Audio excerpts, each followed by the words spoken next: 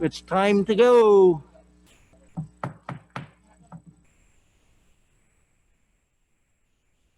Good evening, ladies and gentlemen. It's my pleasure to call to order the December 17th, 2020 meeting of the Board of Directors from the Caneo Recreation and Park District. And something a little different, having the full board lead us in the pledge. All year I have other, excuse me, other individual staff members or guests making presentations participate as the leading us in the pledge. But I thought tonight, not just one board member, but all of us as a group, we come together from different parts of our lives. That's not the word I wanted to use, but we all come together as board members in supporting the best rec and park district in the state of California, if not the country. So I'd like to ask all board members to come forward and we'll come up together and lead the pledge.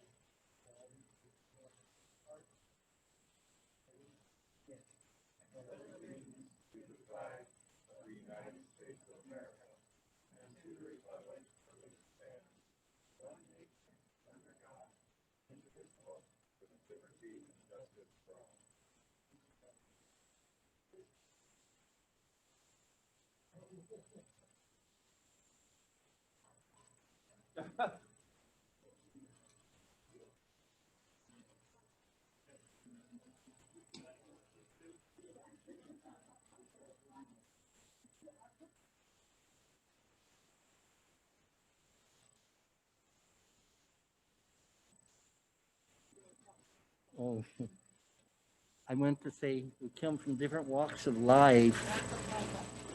That's what I had in mind as I was driving up here. Walks of life, and then we all come together as board members supporting. Okay, with that, we're ready for the roll call. Elaine? Here. Yes. Yes. Here. Okay. Now we have item 3, special presentations.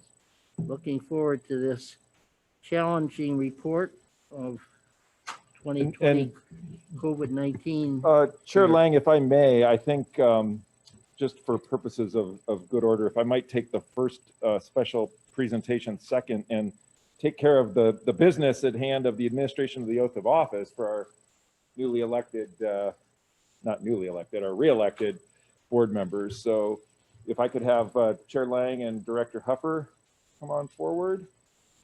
And ideally, oh, you got me on the camera. So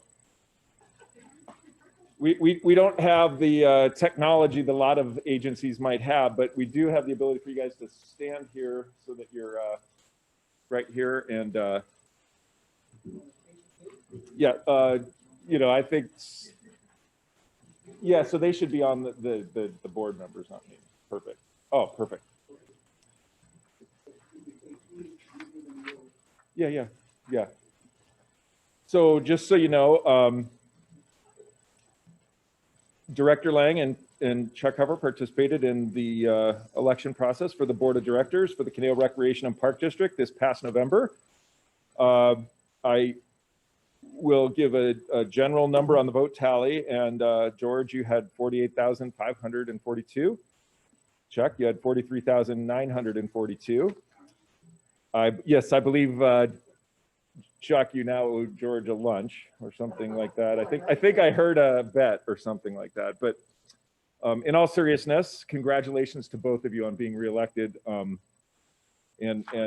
with such a significant number of votes, that's really an accomplishment. So please, I have the honor of swearing you in. So please raise your right hand and repeat after me.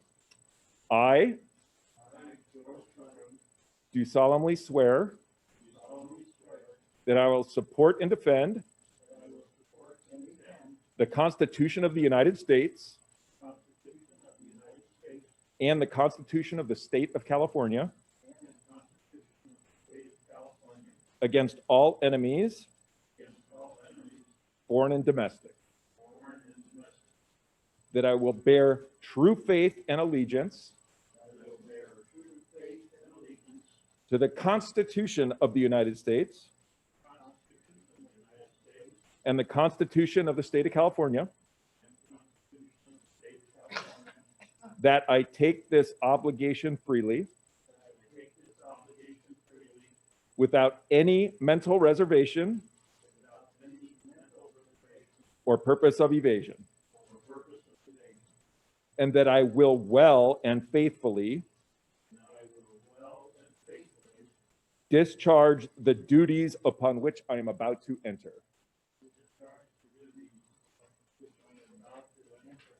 Congratulations, both of you.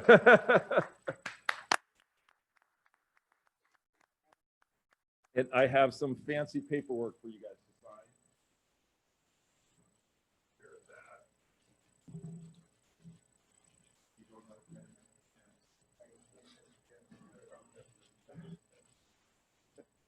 There you go. Oh, George.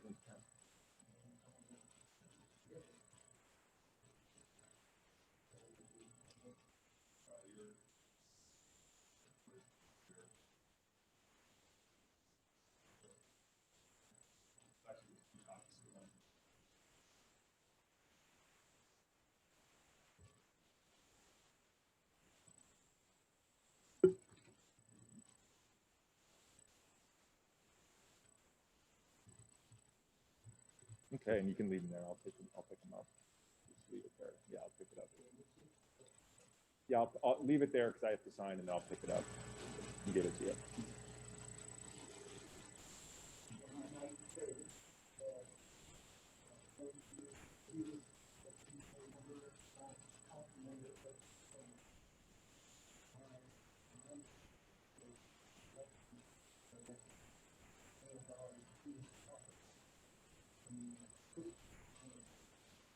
And Ed would know. He's been around. So congrats, George.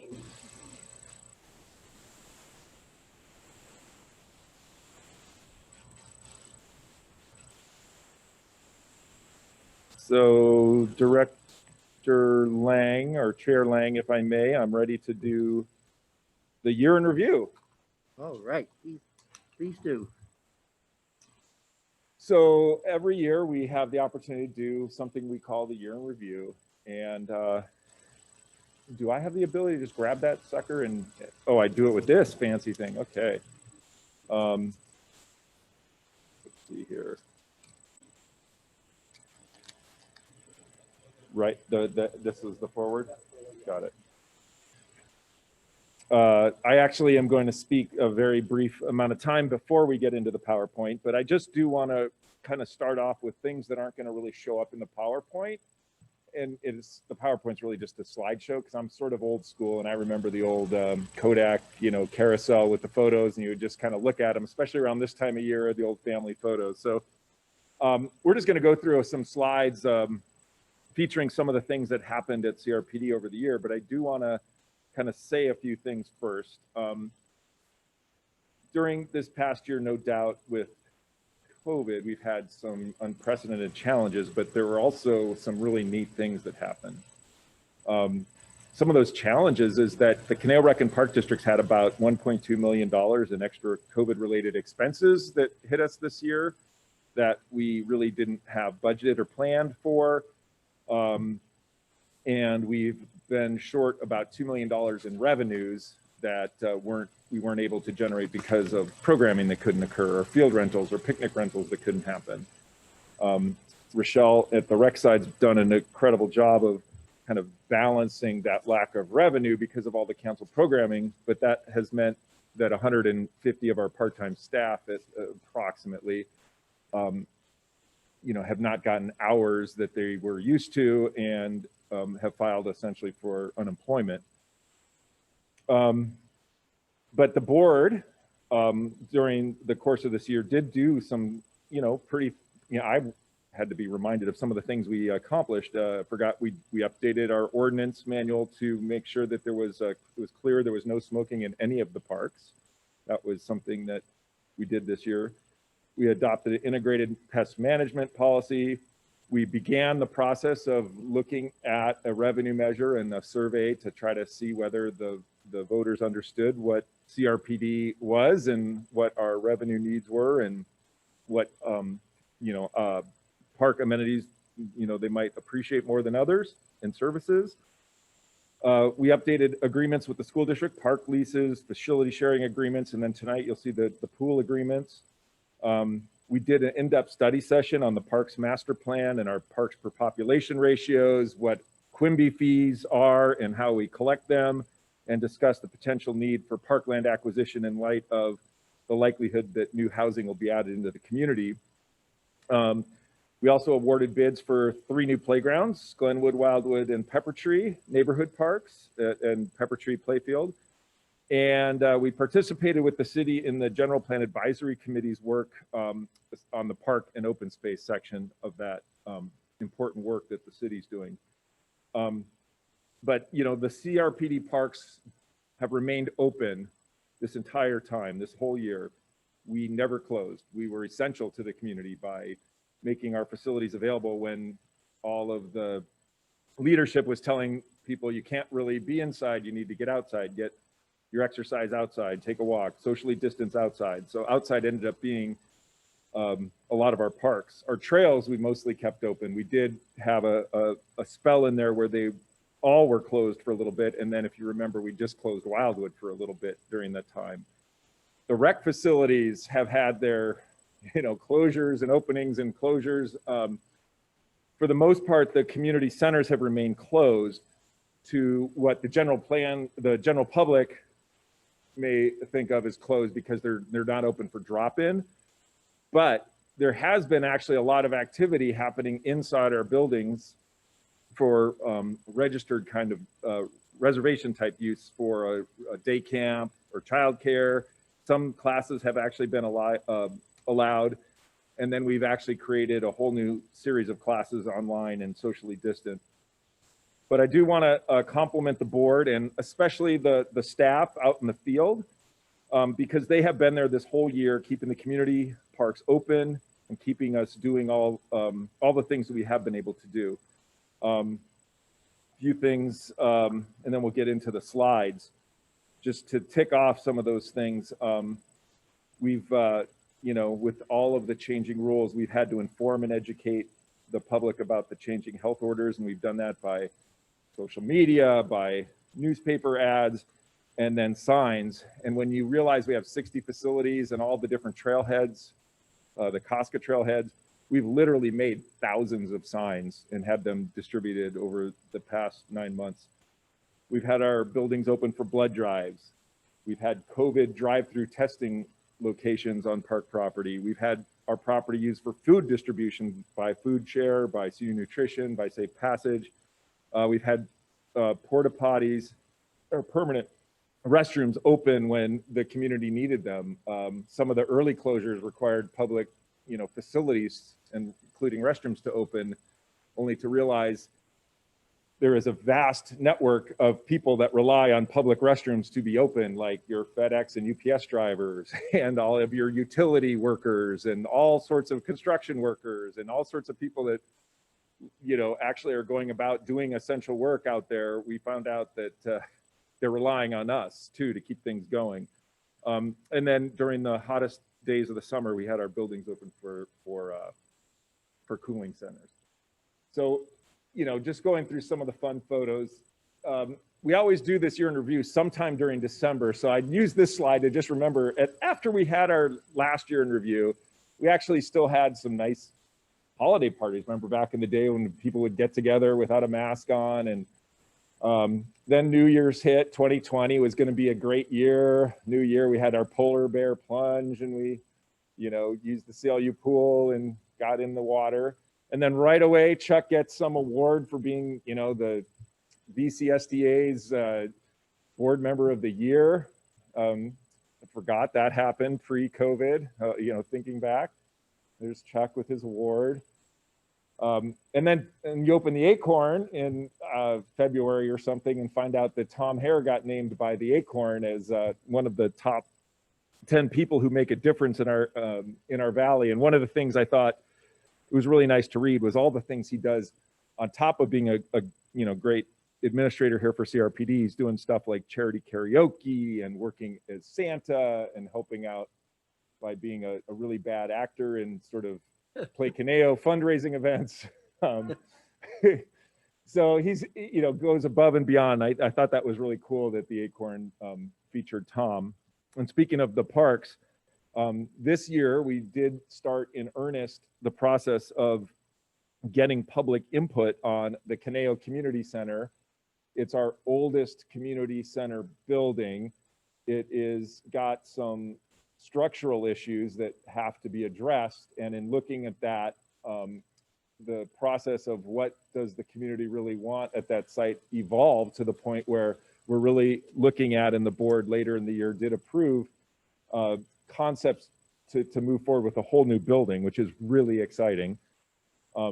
The teen center had a 30th anniversary party when people were still getting together. Then the CRPDs, we used to do our service awards in here, and you'd get the folks in here. So it's just crazy. This, I think, was a February photo. So this was just before we started to have to lock down, and the Rangers came in, if you remember, and did that really nice special presentation. Something big that happened that's not technically CRPD, it's technically a city and a COSCA issue, is that the Rasnows donated a good chunk of acreage up on the hill where the Los Robles Trail goes through, securing the route for, you know, all, you know, as long as COSCA owns the land. So prior to this donation, the trail was somewhat tenuous because it had crossed private property. But by their donation, we'll be able to have a trail that we know will serve the population for a long time to come. And I just felt bad because they did this really great donation, and then I think within a week or two that everything locked down and no one really got to talk about it. So I'm hoping that we have a chance when things kind of resume, you know, to kind of really recognize their gift. We actually had a new event at the senior center. We had the MLK Day with Chase and his mom leading the way on that, which was kind of fun. And then this I just took when I was at Triunfo, and I thought I just have to add that photo because I mean, oh my God. And then safe.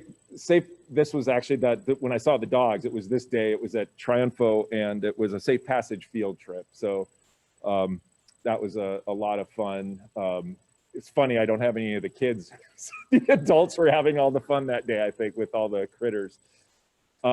Okay, so then the staff at Rec comes up with this wonderful idea because we've been so glued to our screens and technology and so much screen time. It was time to unplug.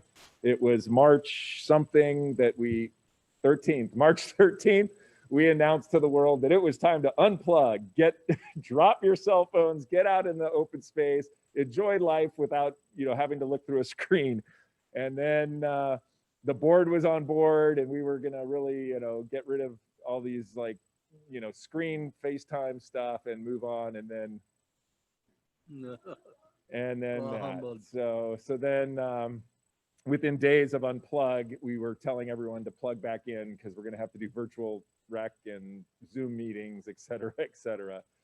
So we start manufacturing signs, and we're generating all sorts of signs to close different park amenities and facilities, letting the public know. If you remember in the beginning, air wasn't almost as concerning as touch. Remember how much energy we spent on sanitizing things, people were washing their groceries and stuff like that. But we have learned things, I think, as time has gone on. And then, you know, before the COVID shutdowns happened, we had been interviewing and had decided we were going to hire somebody to replace Cheryl.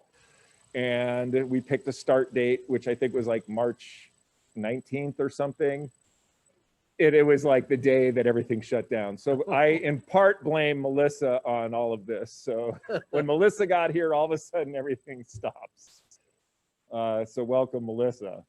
We did have a going away party, retirement party for Cheryl that changed quite a bit, and it ended up being this outdoor, socially distant sort of stand around and say nice words, shout them at her across the parkway. And then that is literally the photo of her leaving on her last day as a CRPD employee, going up the ramp. I use this slide to kind of remind us that we did, in fact, at the very beginning, like close everything, including the trails. And partly, I want to make sure I use this as a time to remind everybody that we live next door to the San Fernando Valley, several million people, 10 million in LA County. And when the Santa Monica Mountains Conservancy, state parks, national parks, LA County parks, beaches all closed, even if we wanted to stay open, we couldn't, because the volume of people that started to come to our parks and trails, being the only ones open, was becoming quite the problem. So we ended up having to actually shut our facilities. We were messaging it like crazy because we were kind of being overrun, and people started hiking at night. You know, if they couldn't hike in the day, they were going to be out at night. And then this is when all of the extra sort of non-normal services, we created COVID drive-through testing sites. We became, you know, a recipient of pallets of hand sanitizer to give out to disadvantaged communities, you know, in programs. Shout out to Kylie Jenner, by the way, she gave us all those. We started doing double the volume of senior nutrition deliveries. And, you know, the staff did a great job of assembling everything. Oh, I forgot this was a video, not a slide. So that just, yeah, staff putting together. That was inadvertent. That was actually, I thought that was a still photo. Again, and then we opened up some facilities to actually be a COVID-19 testing site. That was kind of short-lived because I think they wanted a bigger, better building, and eventually I think they moved this site to the Newbury Park Library. This slide was just kind of an, you know, indication that, you know, what was open, what was limited, what was closed, and we were updating that every week. We were doing blood drives, you know, it kept changing every week for a while. But we did do capital improvements, and by we, I mean our friends at the city. We did, if you remember, contract with the city to have 9, was it 9, Tom? How many? 11 of our parks got repaved while everything was shut down. So actually the timing on that ended up being, you know, pretty good. But that was great. By partnering with our friends at the city, we were able to get a lot of our parking lots paved. The lifeguards were just creative like crazy. They didn't want to stop working, so they just kept at it in their own way. Come on, that is funny, right? And then we went in, you know, these were the early days when we were wondering, what can we do? What is allowed? What could we do? So we actually took people in our programming and gave them a visit at their house and left them some goodie bags, you know, letting them know how much we miss seeing them in person. But when the trails were open, it was getting, you know, Wildwood was getting used by folks that probably were not your usual Wildwood users, not used to what all the rules are, and, you know, thought they found some glorious waterfall summer hole to swim in. And basically the rule in Wildwood is stay on the trail, and, you know, nobody's on the trail there. The place was pretty overwhelmed, and that's when we closed just Wildwood specifically. So then we finally get with it and realize we have to start living on Zoom and plug back in. And on this slide, I believe, I don't know that this was necessarily the swearing in ceremony, but Doug was selected by CRPD to be a new board member. I think this is the actual swearing in. Doug, do you remember? Was that you? So Yeah, so I think Doug is being sworn in as a new board member for the statewide organization, California Association of Rec and Park Districts. So congrats to Doug on that. So then we did, have a lot of our parks open, but we still, have issues to manage, and we're no different. Just like the city, the park districts had some challenges with homeless, encampments. In open space and on parks. And, we actually, if you recall, worked with Caltrans and the city and Waste Management and cleaned out an area between Jantz Road and Page Lane, worked on cleaning up a whole variety of debris associated with encampments. We didn't necessarily move out those encamped because of the COVID restrictions, but we did do a lot of work in cleaning up. Compliments to Rec for running childcare and day camp programs and doing everything by the book, all the masks, all the sanitizers, all the temperature checks, all the extra protocols that were required. They created programs. And then of course we did some cool virtual programming. If you remember, we had the bottle toss and the virtual catch, and I forgot until I went back and looked at our Facebook, the virtual touch-a-truck that we did, where we had the Parks Division film all these cool, that was actually entertaining. I watched that. That was great. So we did lots of stuff virtually. And then if you run into Mike Sosha and Oral Hershiser sitting on one of your park properties, you take a picture. And then we got to summer and we wanted to let staff know how much we do appreciate them. They are essential. The folks out in the field, during COVID, we so greatly appreciate all the work that staff does. On July 4th, we were still prohibited from any kind of real gatherings. You remember, of course, 4th of July fireworks were canceled, but we did pay for the Kona ice truck and then Mr. Softy to drive around the community and surprise people in various parks and hand out free ice cream for the July 4th. And we did the virtual home decorating. So that was neat. And we did that all in a socially distant way. We put ads in the paper, probably at least 8 full page ads, plus some smaller ads and highlighting some of our staff from different part of the district. Everyone knows Patty at the Global Adult Center. And this was actually one of the most creative things I've seen, is how do you run a theatrical production and socially distance and follow all the rules?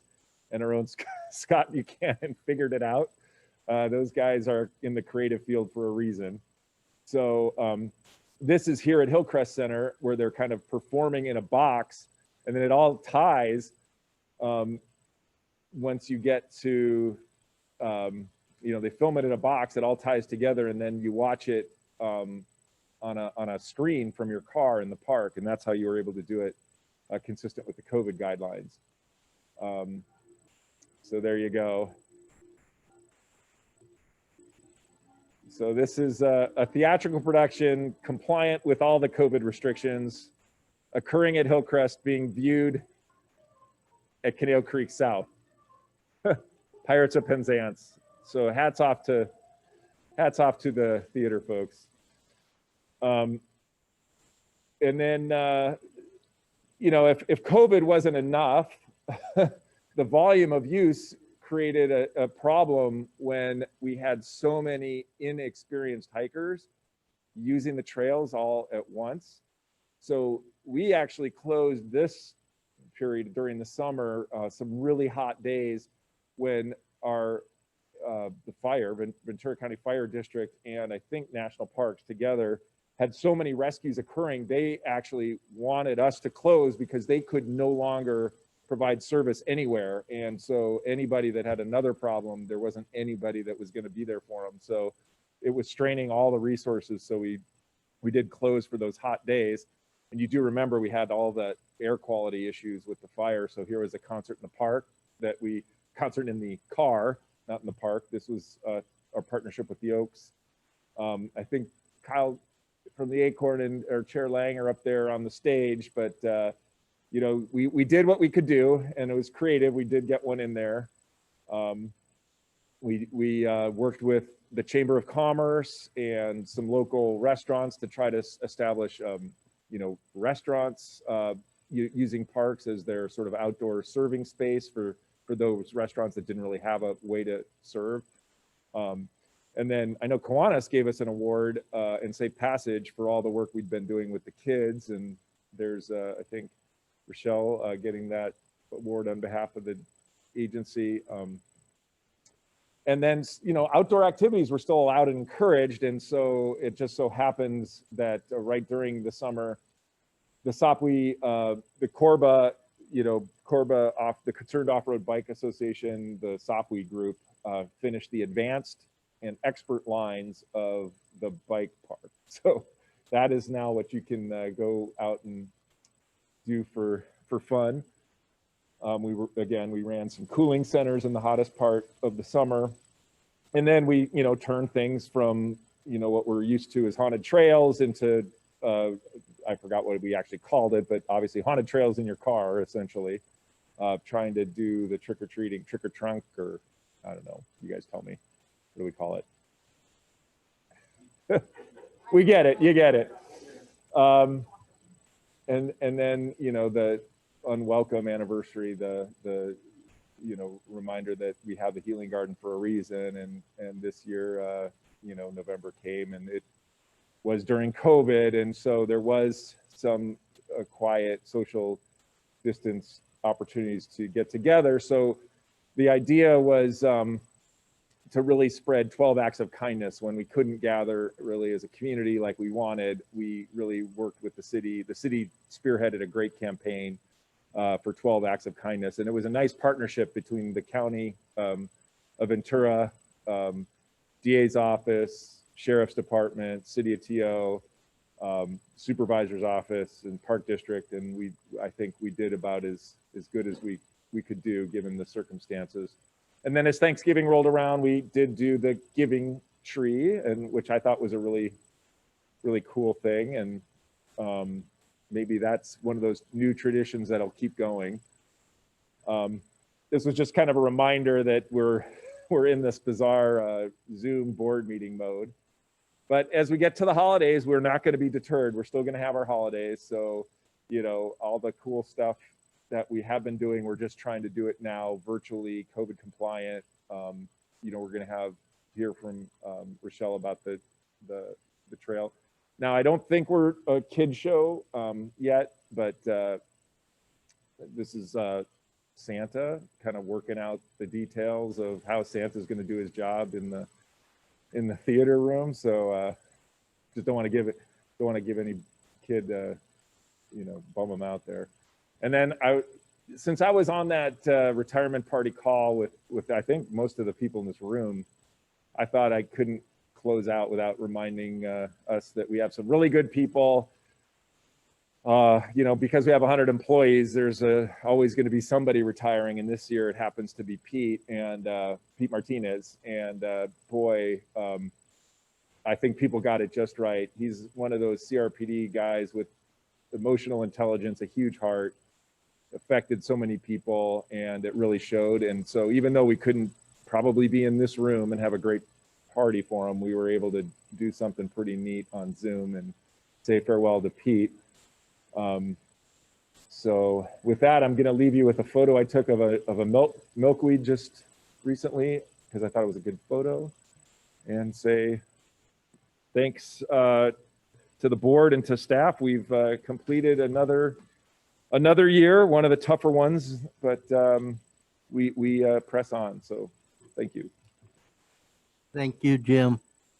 And yes, we know the staff out on the in the parks and on trails and in the offices and so forth make our programs what they are.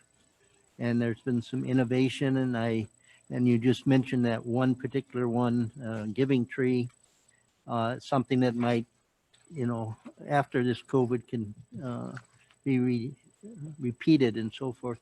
And I think through some of these virtual meetings and activities, people are being, so ingenious and um, thinking of things that normally you wouldn't have to, and we wouldn't have any specific results that are unique come out of it.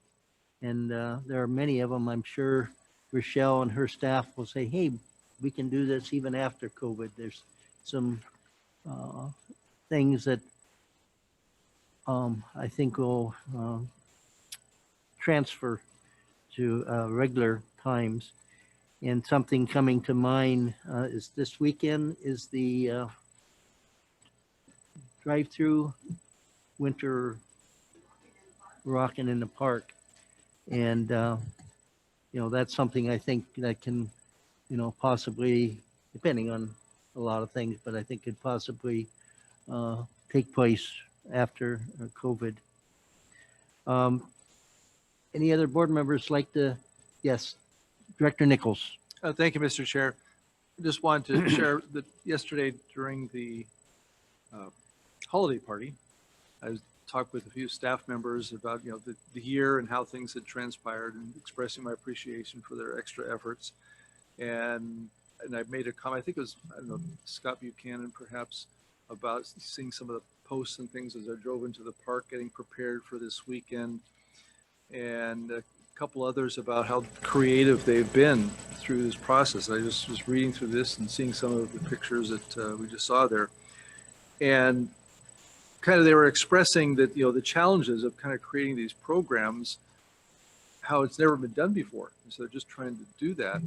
And it reminded me, and I'm sure Director Cusworth can relate to this, of when my wife started teaching for the very first time. It's just like you've got this whole year to prepare for and you never taught, and you have to create curriculum for 9 months.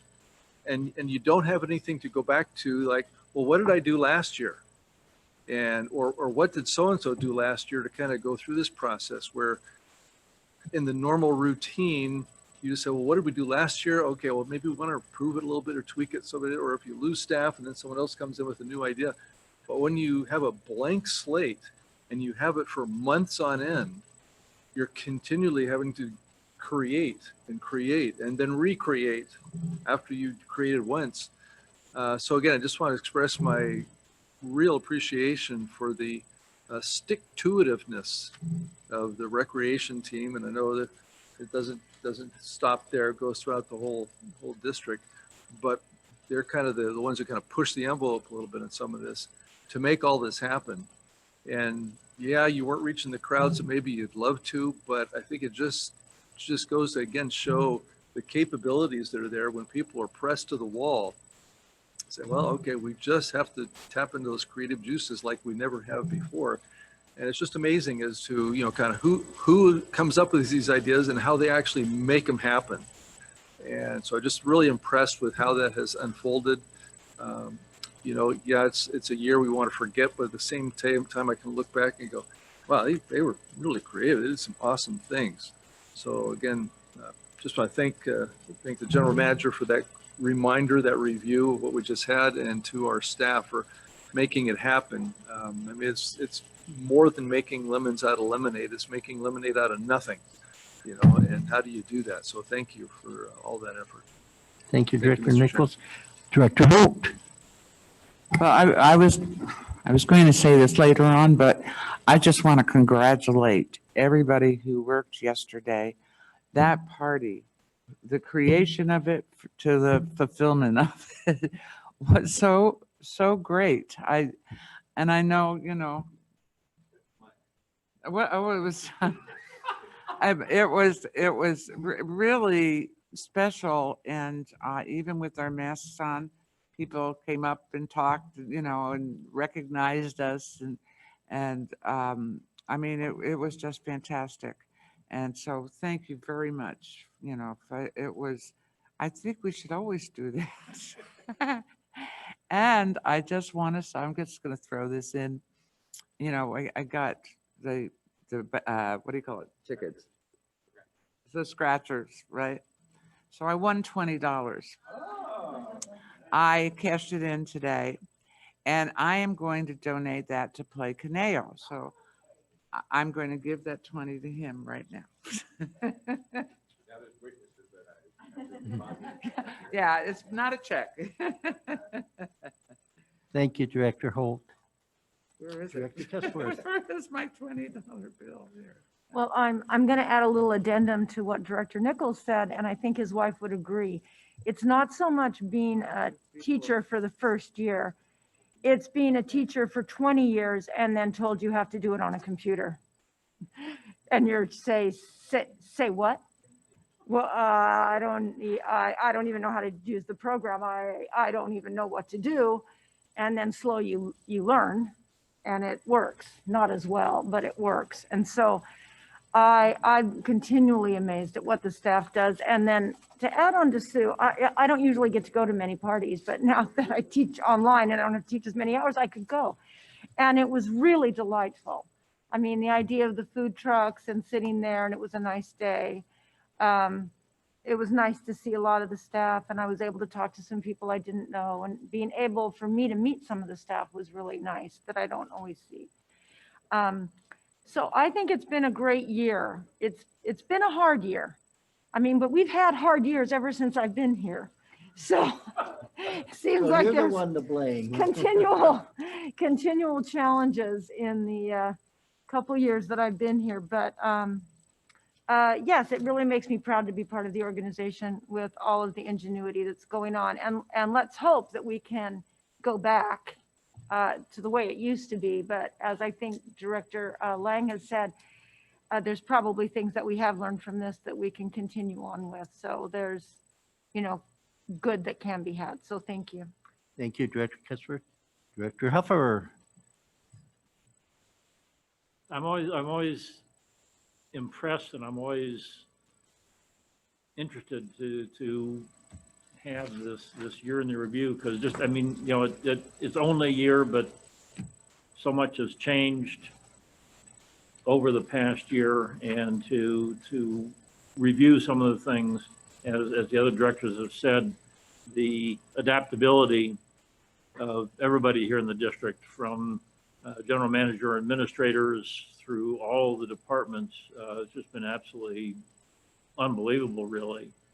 And, opening trails one day and closing the next day, and your field folks must have gotten really tired of having to, maybe get a sign, you just sort of flip it rather than having to completely replace the sign. But the adaptability for all of the staff was absolutely wonderful. And there's so many programs that we've been able to continue, modified as they have been, that rather than shutting everything down, staff worked out ways of doing much the same in a totally different way. And as Director Lang said, some of these might very well be worth doing in future years. I had a great time with the trick-or-treating in the park. We might work on the timing a little bit, but other than that, but I mean, things like that are so much fun for the community and fun for the participants. So thank you very much for the review. And as has been said, hopefully 21 will be a whole lot better than 20. So Thank you, Director Huffer.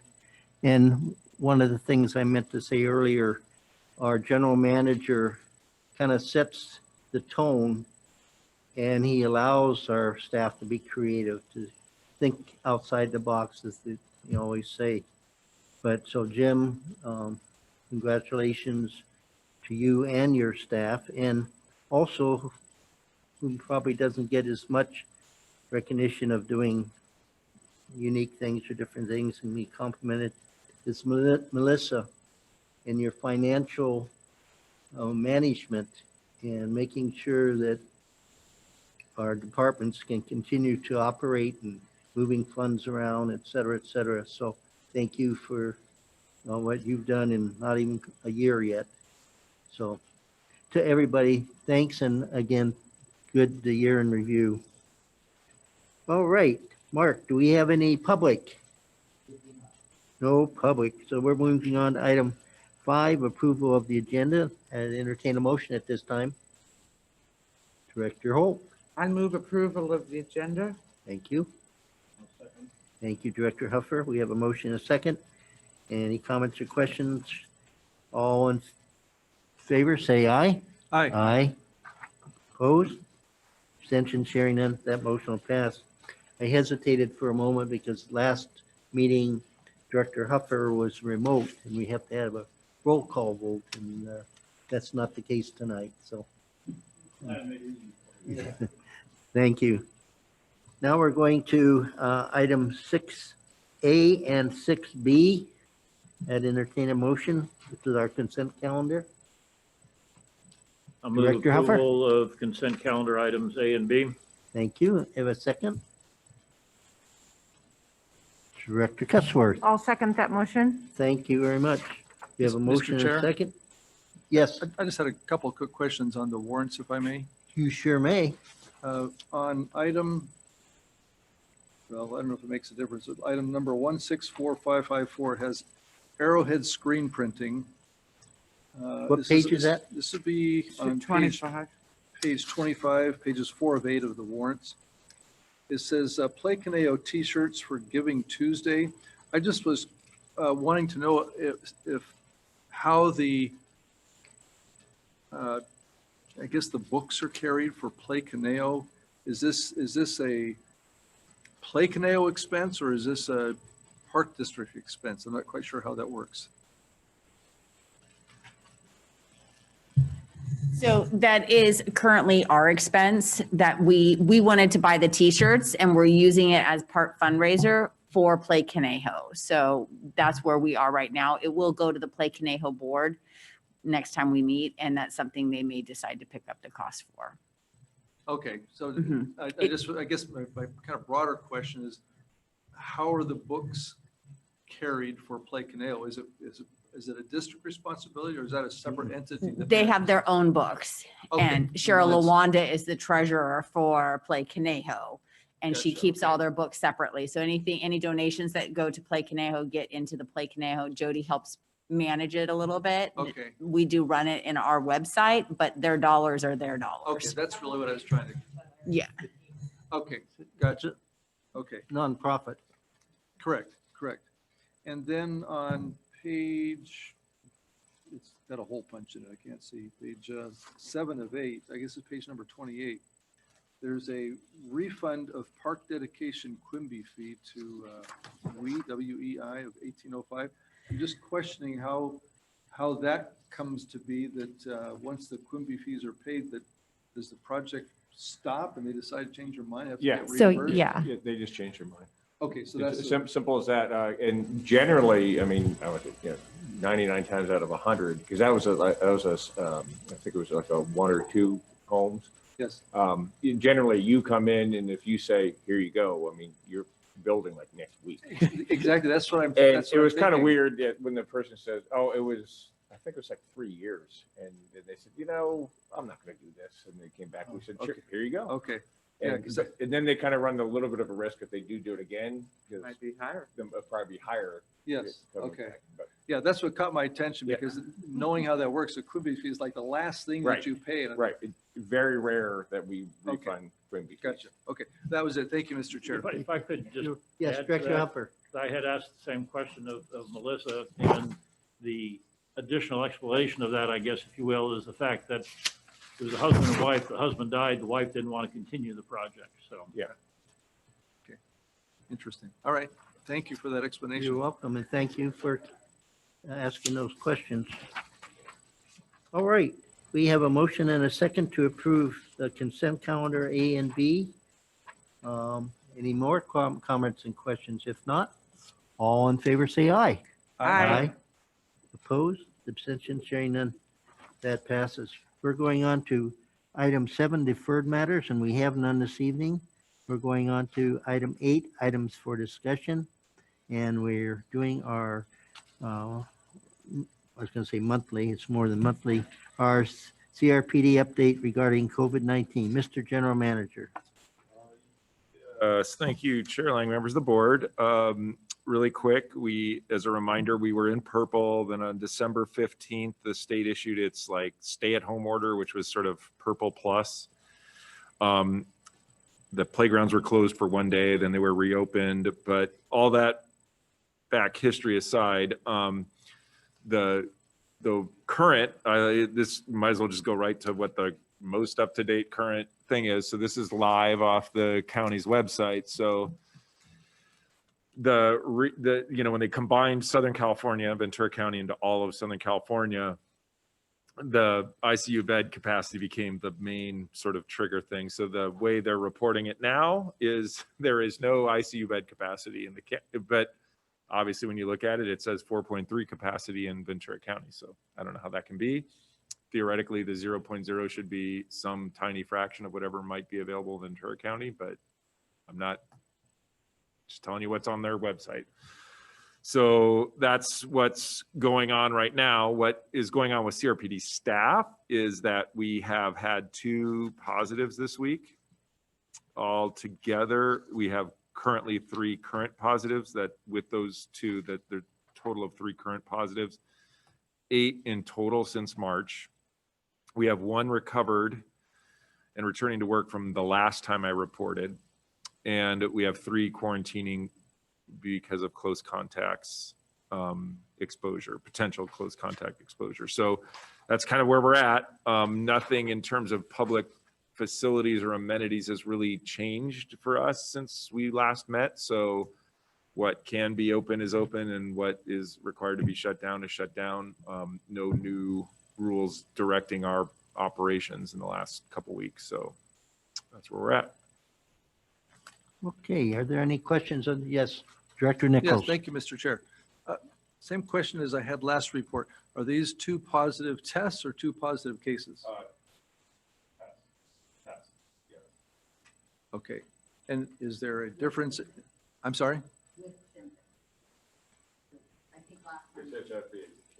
Yeah, last time I think you asked, a test could be positive, negative, Correct. who knows, but it's a positive test with symptoms. Thank you. Okay. And not related to that part, but related to some of the information that we've had, like with CRPD, they've given some good information recently, which you may get from other sources. I'm not quite sure. I know you have a lot of feelers out there with your connections. But with that type of information that comes along, and I've heard recently the city of Solvang City Council basically says, hey, we're not playing by the county rules anymore. We're playing by our own rules. The judges have been judge rulings for the county of San Diego and the county of Los Angeles that said that there's no data to support closing arrests. All these things we hear coming up. Is any of that filtering down to where it impacts us as far as the district and what can or can't be done? Or is it basically just, I guess I'm questioning, is it what the county says? Is it what the region says? Is it what the state says? Who's in charge these days about, I hear it's all over the spectrum of what information we're getting. But I'm just wondering how it actually applies to us. So the way the lenses or the filters or lenses I look at when evaluating what is allowable for CRPD to do is first I go to that county page that we just had up, the Ventura County Recovers, because that has the link to the Ventura County's frequently asked questions section. So that frequently asked questions section will have like very specific, can I play on a playground? And it'll say what the answer is. And they actually have in their health order, the frequently asked questions are to be treated as if they are rules or laws, and violation of whatever we answer is a violation of the law. So we try to follow whatever the Ventura County's frequently asked questions are. And a lot of times their next level up is the State Department of Public Health website. And that is the website that will lead you to the regional specific rules, including the statewide rules for, like, they call it industry guidance. And those industry guidance documents do occasionally get updated, but they've been pretty stable now for a while. So those will be things like in big categories. And because we're kind of a diverse recreation and park agency, we actually have to follow, I'm guessing, like 7 of the different guidance documents. There'll be one for sports, or there's one for family entertainment. There's one for, theaters, or one for indoor office. So we actually have to read the rules for a variety of industries because we do a whole bunch of different things. And so you can go online on the State Department of Public Health website, see what those different industry guidance are, and we follow those. And just for one further clarification for me, because the text that you sent today, with Cal OSHA's involvement, I mean, is this getting so complex that it's like hard to follow? I just can only imagine from a personnel management type of perspective on making sure the staff is following certain things as opposed to, our customers or the general public, where there's guidelines or state, and then there's Cal OSHA. Is it even practical to follow all these things? I'm just kind of thinking of myself, if I were a business manager, how in the world could I keep up with this? How is the district managing? Do you feel like you got a handle of this, or is it just? Yeah, well, and because, we have help. We have, because we're a member of CRPD, we're a member of CSDA, those folks will help when there's something that really affects their membership, and they can so sometimes we'll get that info. Because we have services with Liebert Cassidy Whitmore as our legal. We get like update briefings from them as rules change. The state agencies themselves will send us direct information on what changes. So there's a bunch of different ways we monitor what's changing.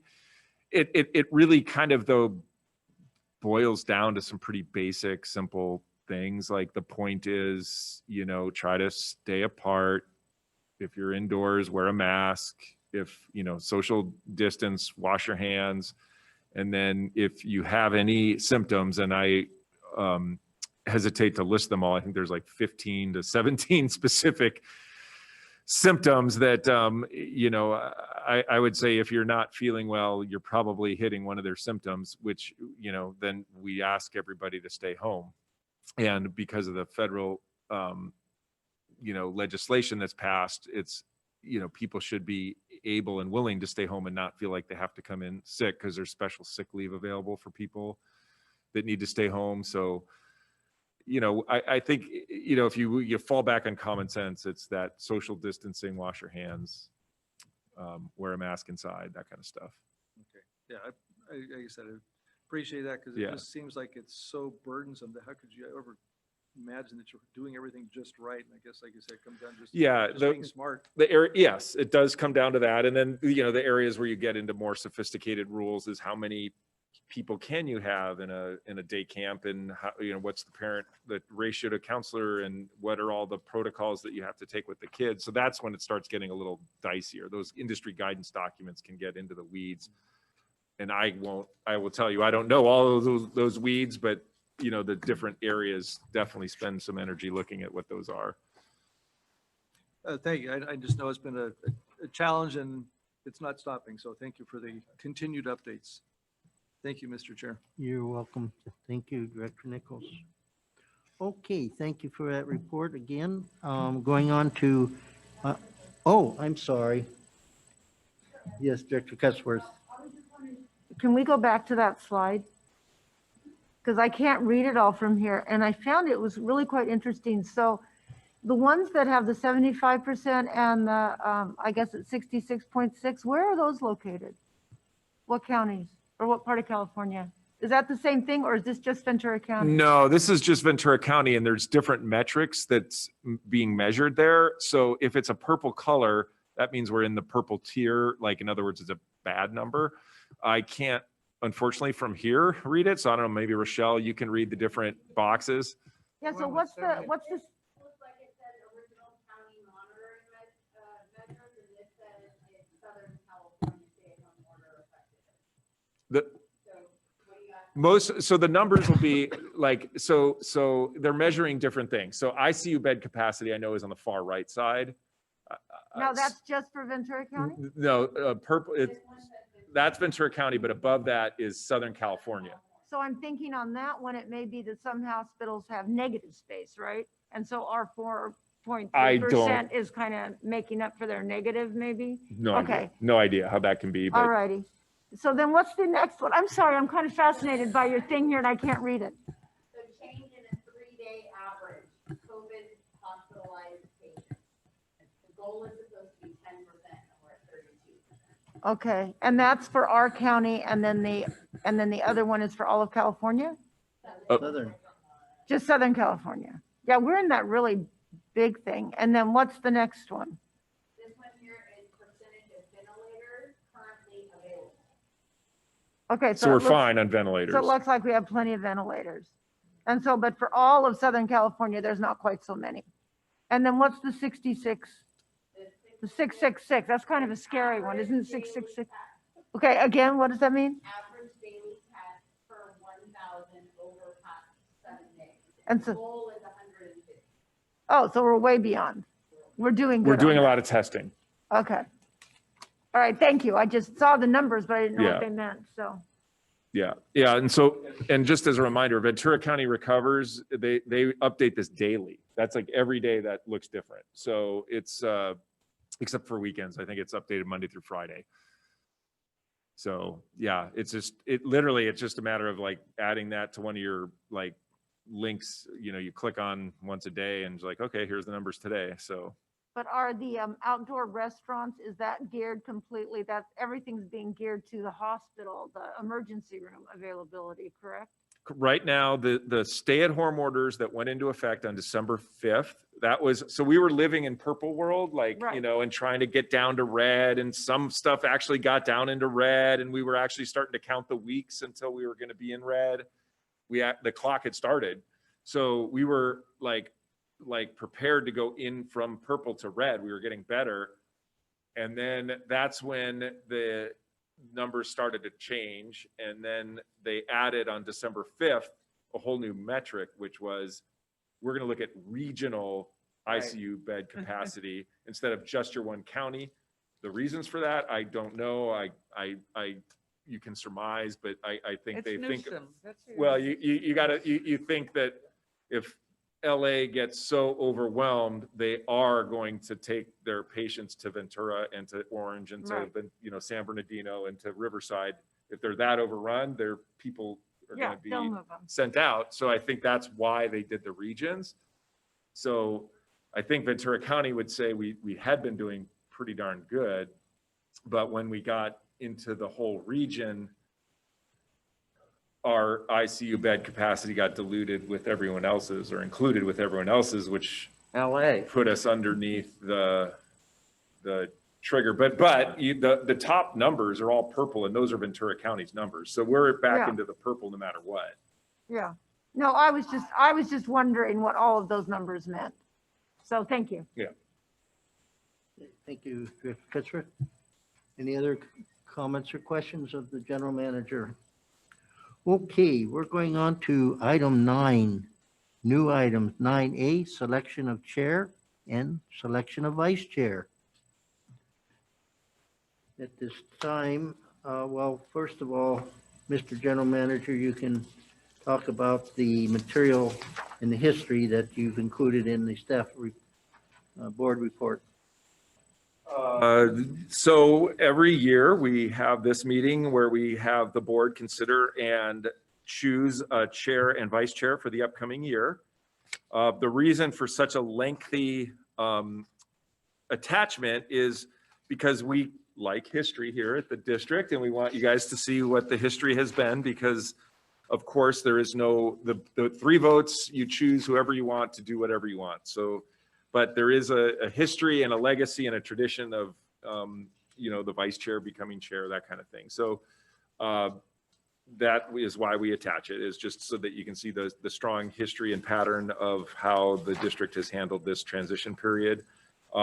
But after that, it's up for you guys to choose whoever you want to be your chair for next year and your vice chair. Thank you.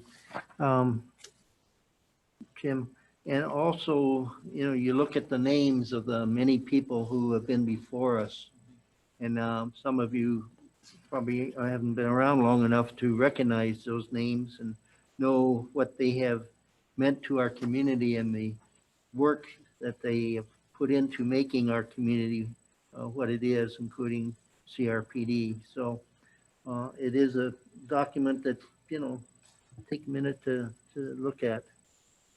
Okay, at this time, I'm going to open up nominations for chair of CRPD for the 2021 year. Yes, Director Huffer.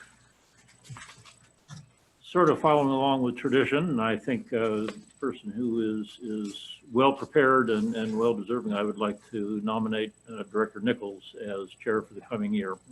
Thank you. We have a second. I Director Holt, thank you.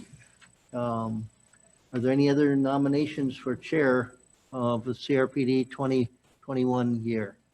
If not, nominations are closed. We have a nomination of Director Nichols.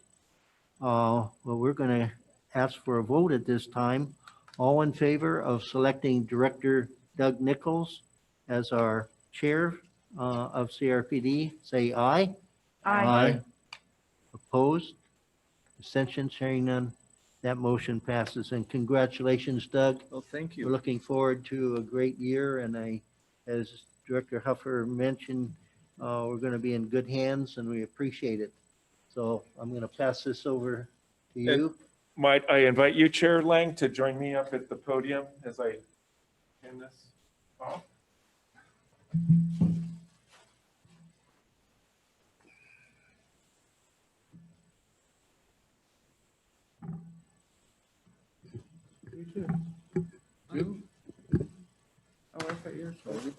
So before we go on to choosing the vice chair, we know that Director Lang's term as chair has come to an end. And by tradition, the district, board members and staff get together and we get a gift for the immediate outgoing chair as a way to say thank you. It's a token of appreciation. So Director Lang, that's also why we do the year in review. So I don't have to repeat all of the different things that happened during your year. But one thing I specifically didn't say during the year in review was that Director Lang was chosen by a statewide association of over 1,000 different special districts as the director of the year. So I think the year that you're chair and also named as director of the year among 1,000 different other districts is kind of a year to not be replicated. That's a pretty huge home run. So I don't need to say much more than that. We've had a rough year. It's a COVID year. Much has still happened positive, but you know, as a director, you've been recognized by your colleagues throughout the state as being exceptional, and we greatly appreciate your leadership this year and have a gift for you. And we want you to kind of open it here because there's something to help you keep track of how many the time that you spent as a director, your 30 plus years. But there's also a fun day in there too.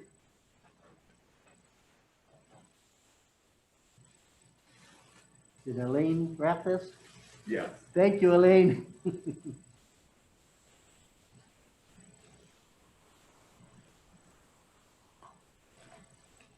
Ooh. Pretty. Wow. That's nice. Mhm. Very nice. Chair Lang, and then it is engraved with something that I assume it's I think it was It's like from here. Close enough view, Oh, I think yeah. so. That'll maybe a compass, see where it's going next. Thank you. That's very, very nice. And then there's a fun yes, and one then in here. and this really captures his year. Ah. So there you go. Thank Okay, you. thank you, Mr. General Manager. And as been mentioned many times in reference to this year, it's very, very challenging in so many ways. But one of the things that makes me proud to be associated with CRPD and this year as chair are the many accomplishments that we've already talked about and the general manager has covered in his year in review. But it's the people, the individuals that we are fortunate enough to be with during the challenging year. And with the retirement of Mr. Martinez today, that's just another indication of the type of people, a good example of the type of people that we have here at our district. and we can be proud of all of those. And I know there's a few new employees probably starting up, and many years from now, they might be contributing to the degree as Pete did. But we are a family. We are all moving in the same direction, and that's the important thing. And we, I believe, have been blessed in the community that we live, and the people that have been here before us and have contributed so much to our community and to CRPD, that we are just very, very fortunate. So, and you individual board members, I appreciate the efforts that you make and making this board as good as it is. So thank you all, and I look forward to continuing at least for 4 more years, as Director Huffer and I have just committed to, in keeping CRPD the #1 park district in the state. God bless you all. Thanks.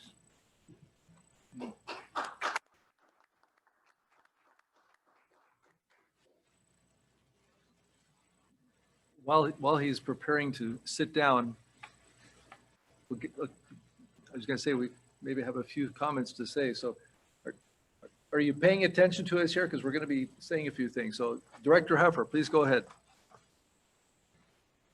I would like to thank Director Lang for his leadership this year, and certainly one of the, if not the most difficult year that the district has faced. But more than just your leadership this year, it's the years that you've devoted to parks, recreation, and open space in our community and our broader community. It's not just the park district. You're involved with so many other related agencies. And I know whenever we have the director's reports, we all have 1 or 2 things, and you've got about 20 meetings that you've attended every single month. So everything that you've done for our broader community, I'm really grateful for. And personally, I want to thank you. And when I joined the board 8 years ago, you sort of took me under your wing and guided me the right way, taught me a lot of things about how to be a director here with the park district. So George, thank you very much for everything you have done and you will continue to do. I do appreciate it. Thank you, Chuck, very much. Yes, Director Cusworth. I want to say that I've admired Director Lang, not just because of all the leadership for all the years. As I was looking through the pages, I mean, you're continually there, all the many times you've been chair and vice chair, but also that you're a kind man. And I appreciate that fact, and that you've been very kind to me many times, even before I was elected. I remember you giving me some tips that I appreciated, and that I think that you're a good man. And if you can have good people who have good hearts and are doing the right thing, it sets a wonderful precedent and feeling for our board. And I thank you for that, all the good things you've done for my family. Thank you, Nellie. Yes, Director Holt. Well, I just want to say thank you for a good year, a tough year, but a good year. And you've hung in there. And of course, you're the one who got me on this board. How many years ago was that? 20 some. 20, yeah, 20 some. Thanks for a very good year. Thank you, Susan. Thank you. And Mr. Past Chair, I just was thinking back when I first sat at this dais with this esteemed group, and you were on my left-hand side, a little bit closer than we are these days. So you could, whisper in my ear and say a few things, some pointed tips.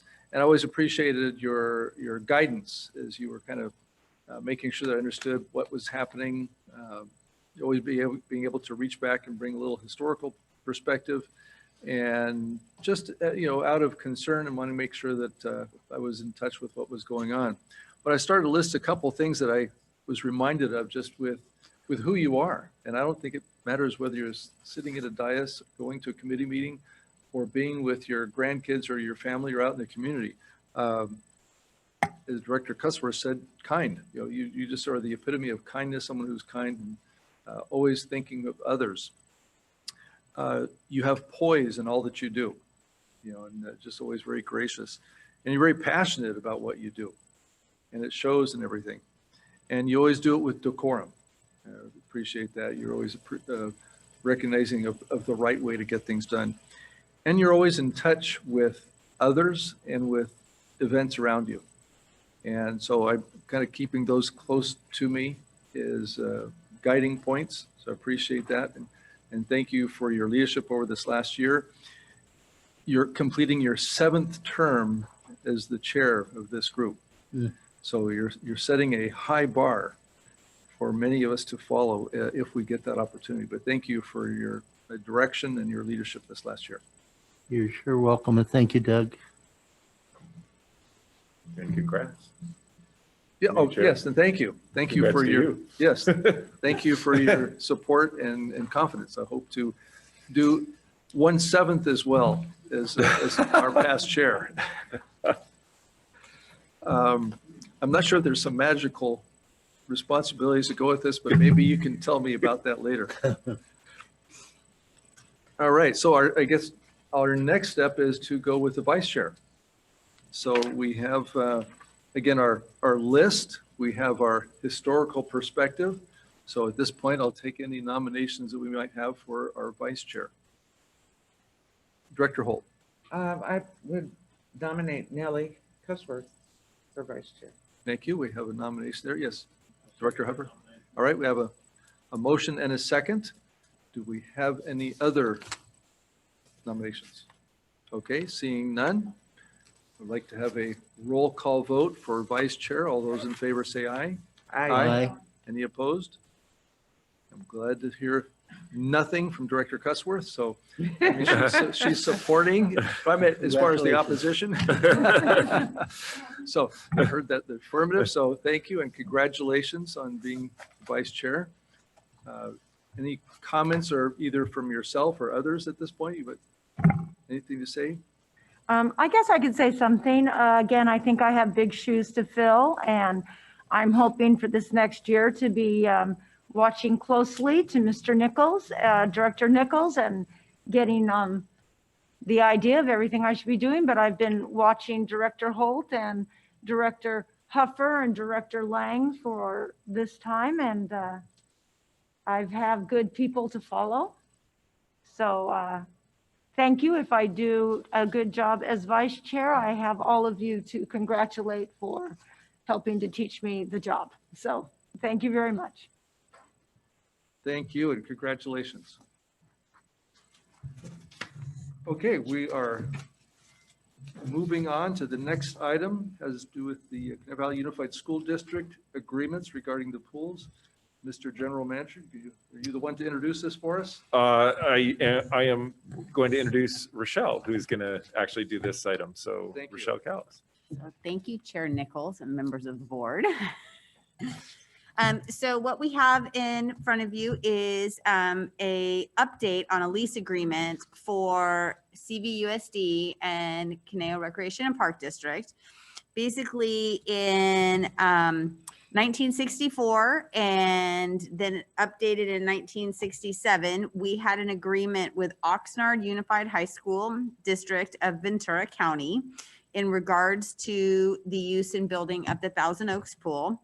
And then again, in 1971, we had an agreement with the same Oxnard Unified School District of Ventura County in regards to the Newberry Park High School pool.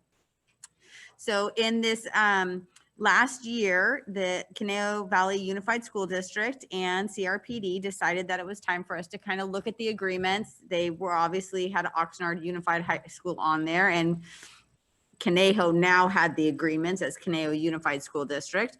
So Victor Hayek and I agreed that we would start updating and looking at the two agreements.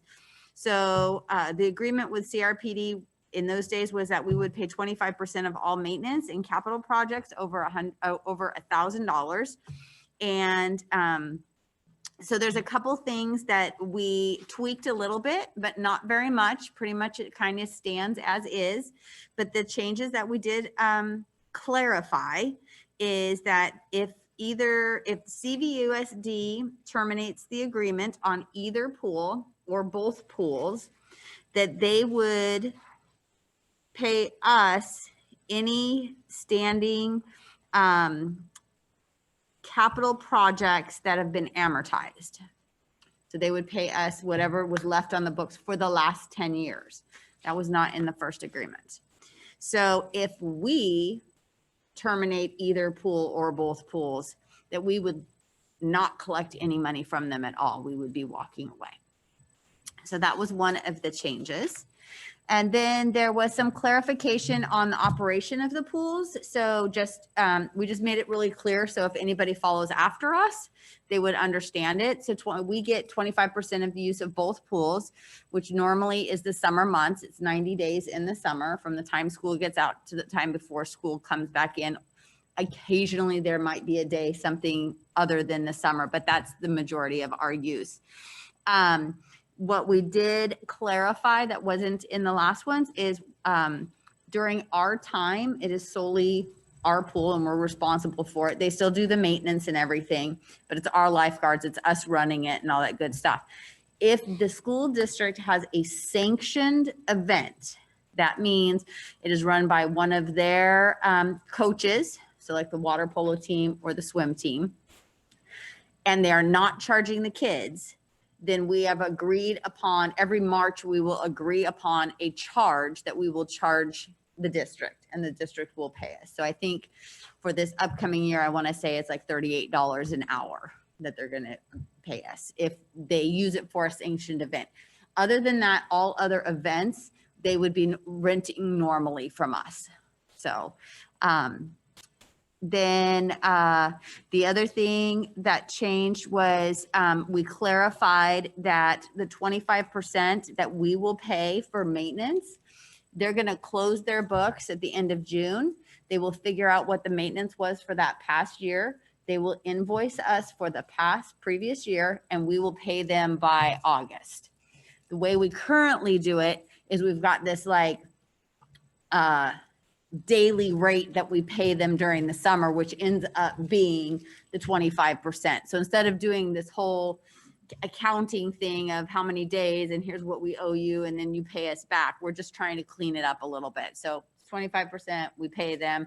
If they do any kind of sanction event, we're just going to bill them. So we're not doing, oh, credit, no credit, that type of thing, if that makes sense.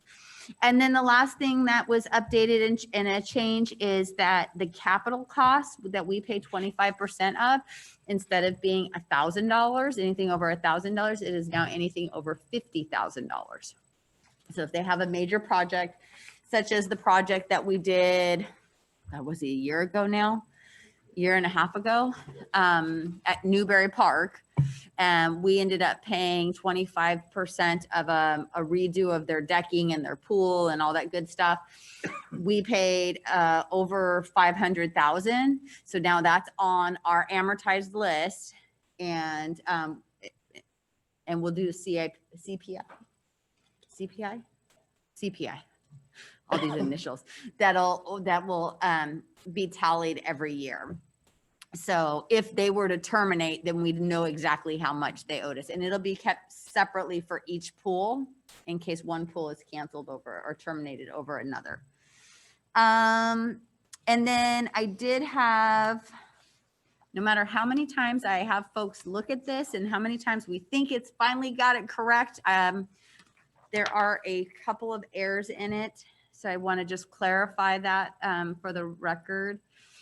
Section 6E and the last sentence, it refers to paragraph 6A and 6B, and it should be 6A and 6B, not 5A and 5B.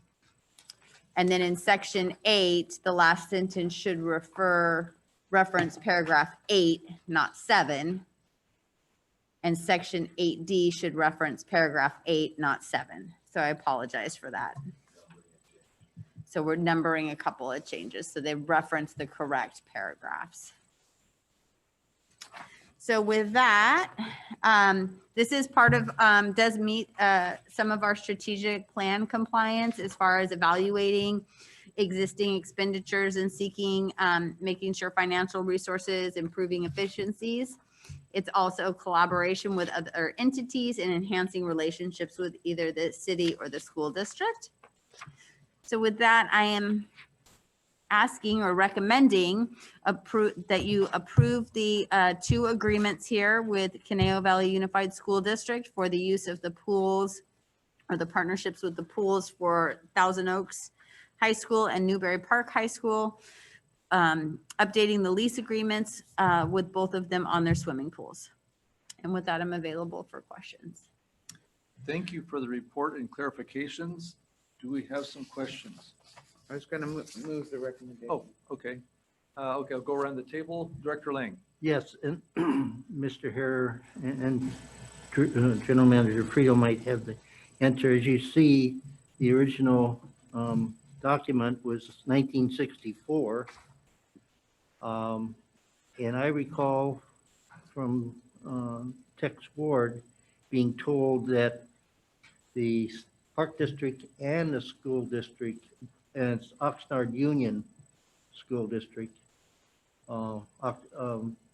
Conejo School District didn't exist.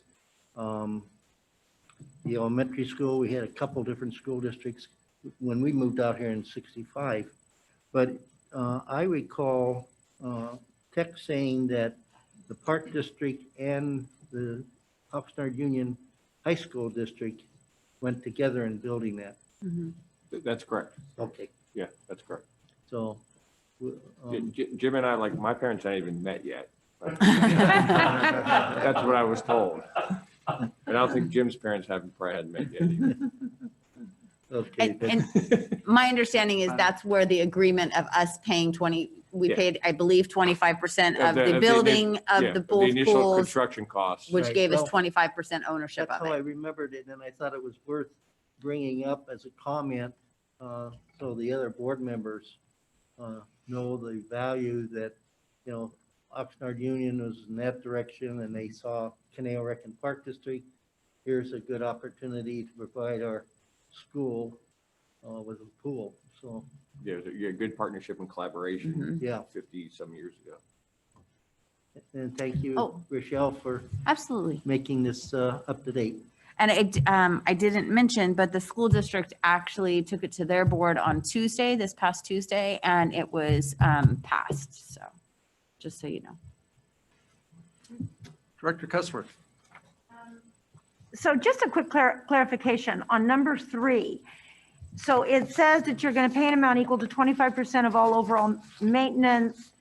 And you said before you were paying a daily rate, but then you're not, but then it kind of equaled the 25%. So now you're not doing the daily rate, or are you still doing the daily rate? And I mean, okay, so it's just now to use the pool, we're throwing out the daily rate, and you're just paying 25% of the maintenance for the year. Yes, the way we used to get the daily rate was we would take whatever our 25% of the maintenance was through the year, and we say, oh, it was $100,000. So if we get 90 days, it's this much per day.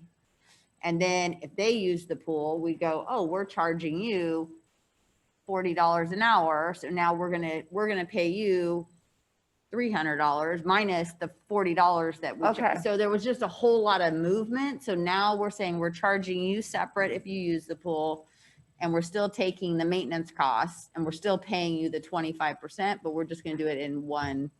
Thing. So One daily thing. rate's gone. And if there's any other thing, that's just worked out at the time. Right, Okay, it's a I just wanted to rental. clarify that.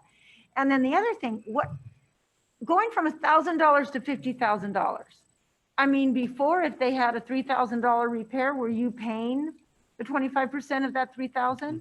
I mean, it seems like a better deal for them, for you to be paying everything over $1,000, and all of a sudden we're having this huge jump to $50,000. So what was the thinking behind that? So when we looked at the numbers of what we've paid, both the school district and us in the last 10 years, we really weren't seeing any charges or things that they were billing us for under the large capital amount. So, whether they were kind enough to say we're just not going to bill them for $2,000, 25%. Okay, But in the last 10 years, that was not something that was being done. So that was suggested as the amount. And I, of course, said sounds.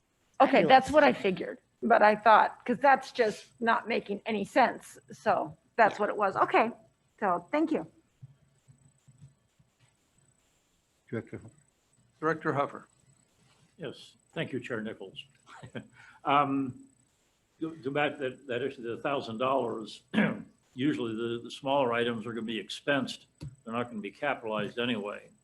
So the little. They're gonna whether go it's in 1,000 or maintenance. 5,000, it's all going to be considered as part of that 25% expense. So the district would be paying it anyway. It just, Should be. Theoretically, we because should. there's no such thing as a $1,000 capital expense nowadays, so. A comment, we didn't move to town as early as Director Lang did. I probably had read somewhere, didn't realize that Oxnard High Schools actually started Thousand Oaks and Newbury Park High School. And I guess because it's part of the whereases and therefores, it doesn't make much difference, but it does state in one of the whereases that the pool was built by CRPD. I don't think it makes any real difference to the nature of the agreement. I think it's the 1, 2, 3, 4, the fifth whereas, a swimming pool by CRPD.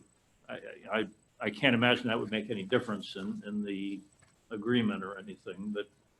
And then the other question that I had was answered. You mentioned that this was approved by the school district board Tuesday night, so, okay. Other than that, I don't really have any other comments or questions. Thank you. Director Lang. Yes, and this is directed to Mr. Here because he was very involved, and it's a kind of a recent activity event at Newbury Park High School, and they had all the issues in the rebuilding and so forth. How would that, if it would, be different under the new agreement? Nothing at all. Okay. It'd all be the same. And remind us what was our cost, our share of that cost? Nearly $600,000. 600? Nearly, yeah. Yeah, okay. Thank you. Questions? 581. I had a couple of questions. First, a comment regarding the back in the day category. My brother-in-law graduated from Thousand Oaks High School when it was within the Oxnard Union High School District. Uh-huh. So they can tell me stories about things like this. He probably remembers the pool being built. I'll have to ask him. I think most of my questions have been asked, but I just was wanting to know, while I appreciate the clarification of the 90 days each year in June to September, have there been issues in the past as to when the date starts or when the date ends and you're trying to clarify it? Or is this just kind of a formality that's never really been an issue and it's kind of an easy transition? It's never been an issue to my knowledge. It was just a clarification to make sure we get our 90 days. So if we don't get 90 days in the summer and we wanted to throw a random thing some other time in the year and the school district wasn't using the pool, that we could potentially use it another time of the year. But it was just to clarify. And it also makes it clear that it's our pool during those 90 days. That we're in charge of the programming that happens at it. No, I have to throw this in here. I'm sorry. I see no clauses for pandemics. No. So if it's our pool during the summer, why didn't we get to use it? I mean, because I don't see any clarification because, how does that work? I mean, when it comes to, I say ownership, so to speak. I think this summer was kind of an unusual, kind of like what you guys talked about before with the teaching and stuff. This was the first year we haven't done it before. Maybe if it was still the case next summer, we would have discussions early on of what we can do or can't do and whatnot. But early on, swimming pools were closed. We weren't even allowed to use the swimming pools. And it took a little while before we were allowed to use outdoor swimming pools. It was much easier for us to focus our staff energy at one location rather than 3 locations. But I couldn't say that we would do exactly what we did this year. There would probably be discussions on what we would do for the next year because the pools you can not use any other part of the school. So it would be just a conversation with them. Correct. Or maybe they would say, well, we're not charging you the maintenance. I don't know. Mhm. So we'd have that discussion. Okay. Yeah, let's hope that that doesn't become an issue. I but- hope not. But at least we do have some precedent now as far as, use of Yeah. the CLU pool and having some success there. So, Yeah. yeah, let's hope it's not an issue. And then just on the lease agreement itself, I noticed on both of them, it's pools plural in the title. Should that be singular? Because there's actually only one pool at each high school, right in the very title. Thousand Oaks High School swimming pools, plural. Yeah, we can change that. When we had originally did this, I had merged both of them together. And then towards the end, we had decided to pull them back out and make them two individuals in case either one of us terminated our agreement for just one of them and not both Okay. of them. So I can, well, theirs is already signed, so I don't know how that works. Well, I guess part of my thought was, you've got the big pool and the little pool. Yeah, Like that's over Yeah, at there's Miller Park High multiple School. pools at Yeah. each high school, so. But throughout the agreement, it's always referring to the swimming pool, a swimming pool.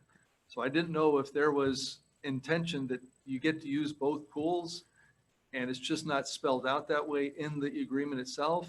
It's the whole pool area and the locker rooms that we get use of for the summer and the bathrooms. Okay. Yeah. All right. It's Is it the for- aquatics facility. I guess, yeah, to be more Yeah. specific. Okay, yeah, I just wanted to clarify whether there was one or more pools and if there was a restriction to that. But if it's just the complex, so to speak, Yeah, it's the as long as complex. that's understood. Yes, Director Huffer. One other question occurred to me, and this might be a somewhat ridiculous hypothetical, given the continuing reductions in school populations. But I know some years ago, there was talk about some school districts having to go to year-round schools because there were too many students or something like that. I know it's outside the realm of likelihood, but what would happen if for some reason one or both high schools decided they needed to go year-round classes? Well, an agreement, they have the ability to terminate 90 days or whatever it is. So I'm sure there would be discussion. But yeah, I mean, they could feasibly say, hey, the school's going to be year round. We can't give you 90 days anymore. We would no longer pay 25% of their maintenance costs and we wouldn't get use of the pool 90 days out of the year. And I And might, they'd have to pay us whatever on the amortization. and Yeah. I'm not an expert in year-round schools, but I think sports may still be on more of a traditional schedule. I don't know how much summer formal sports programs are occurring. So there's a possibility, maybe not likely possibility, we'd still use the pool even though classes might be in session. Yeah, and you it know. could change because it says 90 days in a year. So if year-round school has different breaks, then maybe we would be doing lessons during those breaks because I think they have more like a month, 4 times a year or something like that they're off.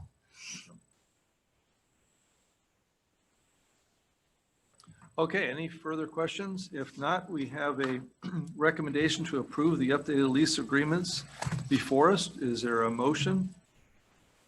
So moved. So moved. And do we have a second? I'll second that motion.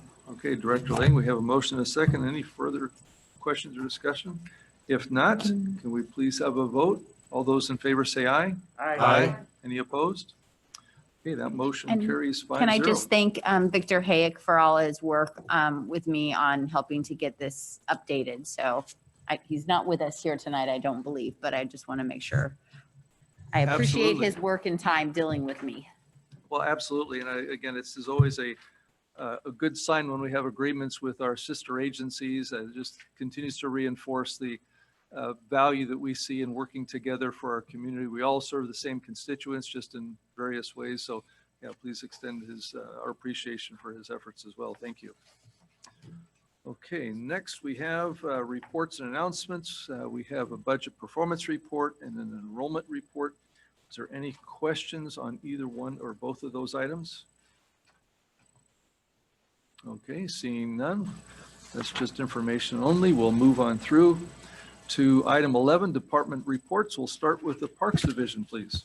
Yeah, thanks, Chair Nichols, members of the board. Just one item. Last week, myself and Jim met with city staff and the city capital facilities ad hoc committee to talk about restarting the teen center and global construction project.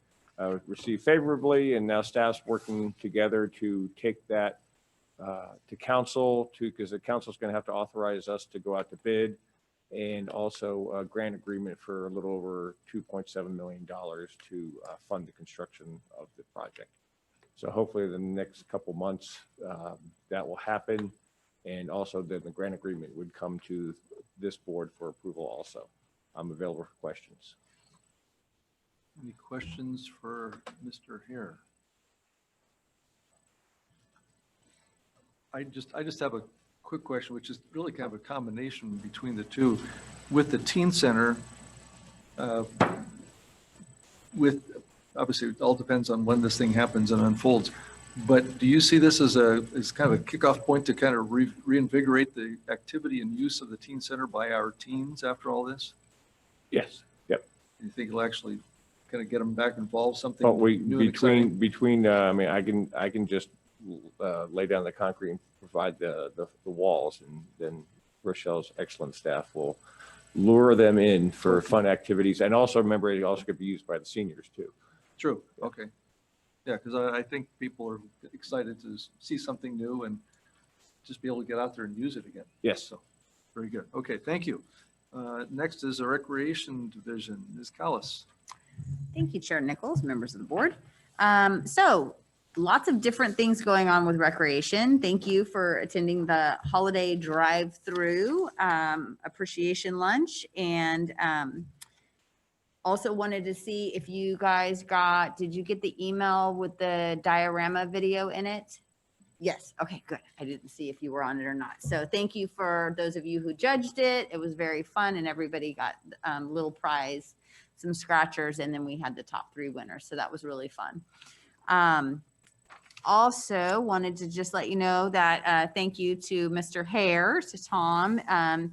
He spoke with over 50 families over 2 days. So I don't like to say you were Santa, but anyhow, I don't think any kids are watching the board meeting. So anyhow, he did a great job, and we very much appreciate it. So and then tomorrow night and Saturday night, you should see when you go through the drive-through. Hopefully you all can join us. We gave you a ticket tonight if you haven't already purchased one, and you can see if you can't find him again at the event. So the Global Center's actually partnered with the Rotary Club of Westlake Village, Sunrise. They're doing a drive-through holiday Rotary breakfast. They did take reservations for that event. That is actually tomorrow morning that they're doing that. So it was a nice partnership with Westlake Village Rotary and the Global Center on that. The Global Center did an event where they had a tree and people picked up seniors who needed things. And there's over 63 people that they're going to be delivering notes and gift cards to that the community purchased for them. We are having winter break camps. I do want to say that with all the change and all this stuff, with all the special protocols that we have to do, I really appreciate the staff that are out there. It's getting a little bit scary out there, and there's a lot more concern and worry from our staff. And I feel that our staff are doing a great job communicating. Shelley has been amazing, and the work that she is doing is amazing. But she has been so good about making sure that our staff are communicated when something happens, that our parents are communicated with.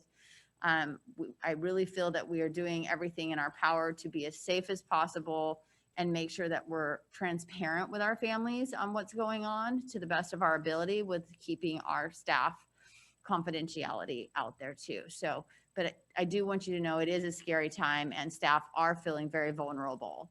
And it's amazing that they are still coming to work, and they still put themselves into an a situation where they're working with kids or families on a daily basis that they could get something from. And it is a true scary feeling out there. So I appreciate everything that the staff are doing and trying to keep everyone safe, and also making it to where our families and our parents feel comfortable coming. Because when you hear of someone getting something, or they get the note at home that says you may have been exposed, that is also scary. And I appreciate our families and our community trusting us to continue to be good with and follow the rules and keep the regulations in mind. So we are running some winter camps, so we're excited about that. Dos Vientos has some cool ones that'll be going on, so that'll be fun.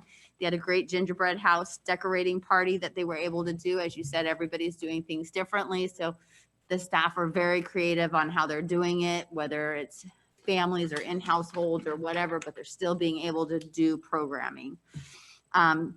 Hillcrest Center for the Arts has been amazing. They're such creative people.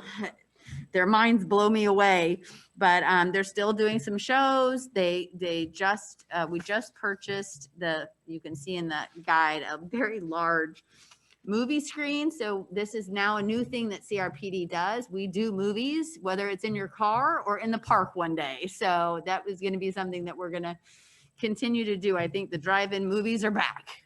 So they've named it The Monster, and it is quite the monster. So if you can go out and see one of our movies, there'd be many coming up. And then I just wanted to probably lastly, you guys were on the call today for Pete, and that what Pete does out in the field, I was telling Jim earlier today, is kind of why I do my job. It's so amazing to be able to help staff interact and know that not only Pete, but Pete has done a great job, and it's a special person, and some people just have that naturally.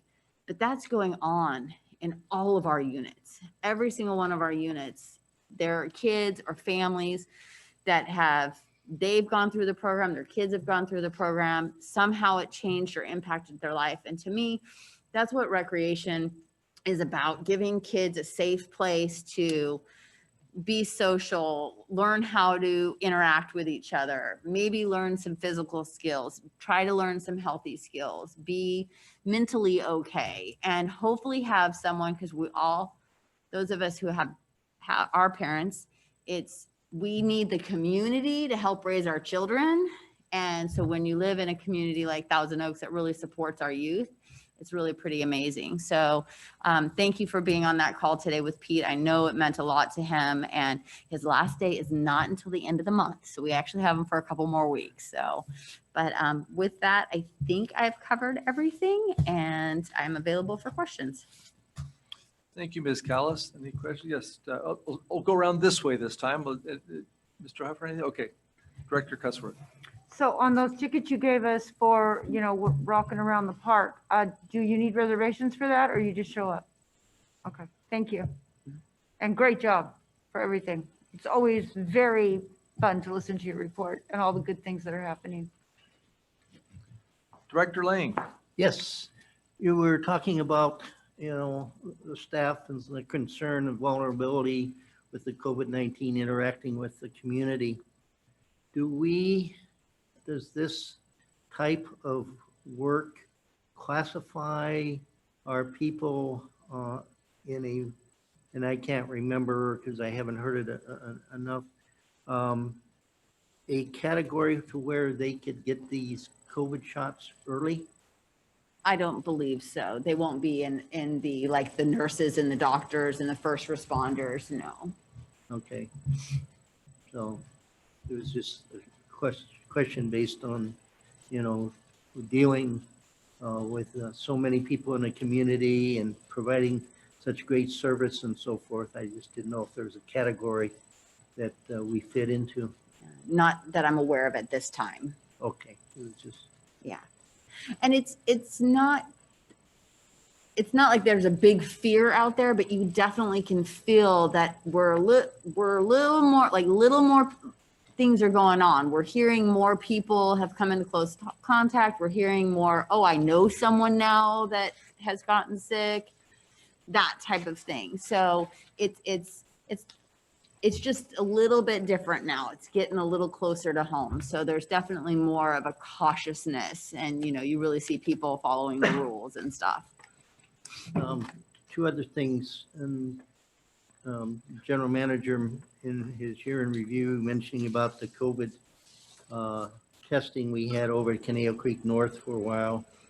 And I think maybe we had already gone over to the senior center too, or teen center. But anyway, the other day I was driving through the east end of the Oaks parking lot, Mhm.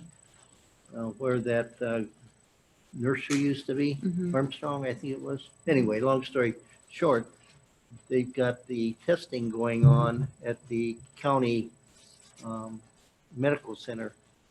And the line for people waiting to get tested went all the way through the parking lot back to quote unquote Thousand Oaks Boulevard on the west end. I mean, so the people are out there with concern and getting a test. Then my other question was related to the outreach group with Pete's leaving us. How's that going to look like? Jay and For right now, the plan is we have Elizabeth and Dan that also work outreach. So they will continue. Our outreach looks a little different this year. We're not allowed on school campuses. We're not interacting with the kids and the counselors on school property right now. Our budget has been shrunk a decent amount. It went from both our boards approving $120,000 for outreach to they're at, I think, $75,000 for this year. So the times are different. Our team has put together a plan that says this is what we're able to do, and the district, the folks that we work with at the district have looked it over, and I believe finalized that they're okay with those things that we're doing. So we're going to continue to try to engage the kids. We are having some kids come in that are being recommended to us, and we're doing some tutoring with them. We believe at this time, with the amount of work, that we will be okay with Dan and Elizabeth, and we'll see what happens from there. I'm sure those who were on the Zoom call today, listening to the stories and hearing the people that he's touched and who have gone on to some amazing things, and appreciative of what Pete did to influence their lives. It's an important program, and as I briefly mentioned to Pete, and our board, especially of the past, and staff know how important it was for me to read the reports by our outreach people. I'd read them all the time, and there'd be something in there that really jumped out at me. It's unusual. I'm sure no other park districts were capable of touching so many kids in the middle schools and so forth that CRPD was able to through this outreach program. So, well, it's a really great partnership with the school district, and we're blessed to be able to partner with them like that, because it is really adding a different level of having a mentor that kids can, kids don't always feel comfortable going to the counselor or the teacher and stuff, but when they have someone that's like Pete said today, it's just someone safe that they can say something to, and more of a big brother or a mentor type person. There's a lot of kids out there that really need that. Yeah. They just need someone they trust. Oh. So, and as Pete said, an open hand to kind of guide you through whatever you're going through. So, well, I'm not speaking for the rest of the board members, but Who gets that? that's a program that I would go the extra mile for, to make sure we have the funds to provide that outreach to our community and the kids that really need it. that's great to hear. Thank you, Mr. Chair. You're welcome. Director Holt, did you have any questions for? No, thank you. Recreation? Okay. couple of comments, I think, also a question. I mean, I can appreciate the staff's concern for the environment. You know, it's all around us. You hear it every day, multiple times a day. There's multiple articles in the newspaper. I mean, it's just everywhere. So I can appreciate that. I think the good thing that I see is that kids are rather resilient to this, including the youth. And I know we have a lot of younger people involved at that level. So that's encouraging. It's a resilient group. It's generally, I think, us older ones that we need to be a little more cautious about. But so that's encouraging for me. Regarding the drive-in movie push, especially now with the monster on hand, I know we have limited capabilities as far as where you actually set this thing up and drive people in, because you don't have any drive-in theaters anymore where they're set up a certain way and it's ideal for that. Do we have any like ideal facilities? As I know we've used the mall, now we're using the school district property. Is this going to be a partnership type of a thing, or what do we envision, or is this still kind of in rolling out phase? Right now, the best spot that we have is the school district's lot. It's the most open. All of our parking lots have either solar or trees, which are, beautiful, but it has obstructions within the screen. So I'm not sure if we have a great spot for it. But the shared use agreement that we have with the school district is very helpful. So basically all of our movies right now are more of a partnership with them because we don't pay for the property. Right.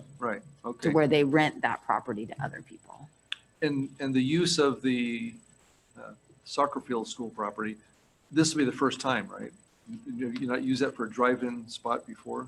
Drive-in movie location? Soccer field? Well, the school district property, the dirt lot there off of, by the school district headquarters, is this the first time that's being used for a drive-in movie?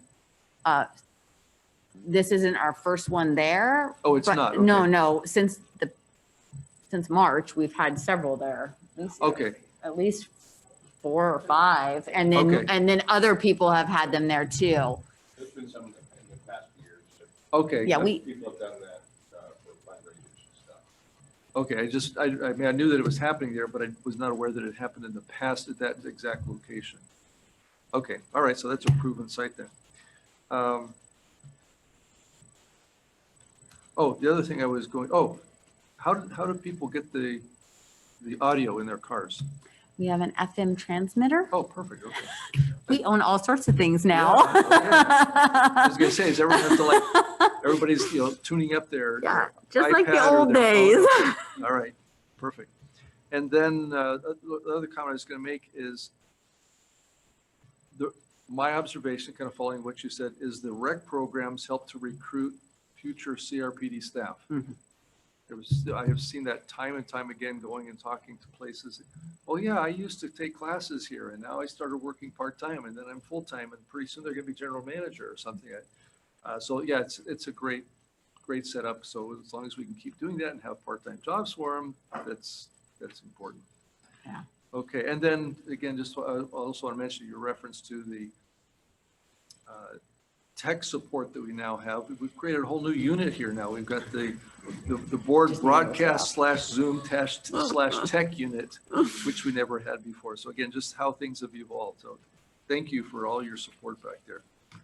Okay, moving on to Management Services Division report. Ms. Smith. Thank you, Chair Nichols. I did want to echo what Rochelle said about Shelley. She has been amazing with all of this stuff. And in fact, when Chair Nichols was talking about how we manage all of the various rules and regs, my answer is Shelley. She's amazing. And she's always on some webinar, some training about some new rule. She's been great about it. And she's also just there for the staff when they have questions. She's a huge resource. And just so you know, she's also providing that to the MRCA as well. Okay. So she's really stepped up and taken it on. And so that's all I wanted to say, and I'm available for questions. Yeah, I'm sure that's quite a handful for her. And just as with everything else, she's learning something new every day. So yeah, thank you for that. Any questions? Okay. Next is the general manager's report.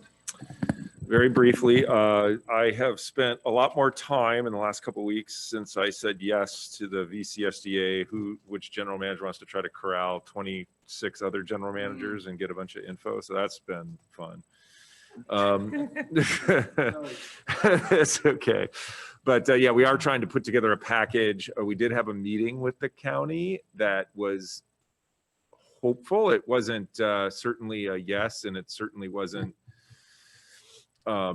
something will happen, but it was more of a hopeful, do a little more work, get more data from all your agencies, and we'll talk in the new year. So it seems like there is an extension on the expenditure deadline for that first round of CARES. So I think that the county doesn't have that, I just got to blow a bunch of dollars out by the end of the year mentality. So there isn't that time pressure we felt when this first came up. So I think we should have a package together to present to the county on behalf of all special districts, early January. And then the county kind of said they'd get us an answer by the end of January. So we're hopeful. Hopeful is about all I can say, but we are pulling that together. And then I just wanted to let the board know we want to get 2020 behind us and start thinking about 2021 and the upcoming year. So we actually, looking at the calendar, we're thinking we want to do the board strategic planning session right out of the gate, like the first meeting in January, which our normal meeting would be, I think, the 7th. And so our recommendation would be, and I don't have the exact time, but maybe an early start time with some dinner and the opportunity to start doing strategic planning for 2021, just kind of get that meeting right out of the gate going. And so that would be our goal. And that would make the second meeting in January the Melissa show, because she is wrapping up the work with the auditors. The finance and audit committee will be meeting soon with her and me about that. And then our reserves policy. And then we actually have a personnel policy update that we wanted to kind of run by the board. So there's a lot of things that are kind of piling up for Melissa here for the beginning of the year.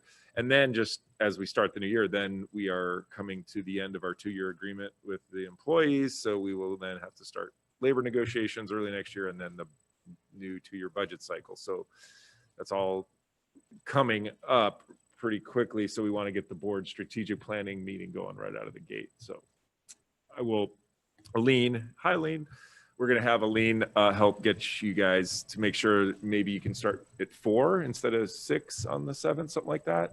So we'll reach out and try to get that on the calendar. With that, I'm available for questions. Any questions for our general manager? Jim? Oh, Sorry. Did you want to talk about buddies tonight?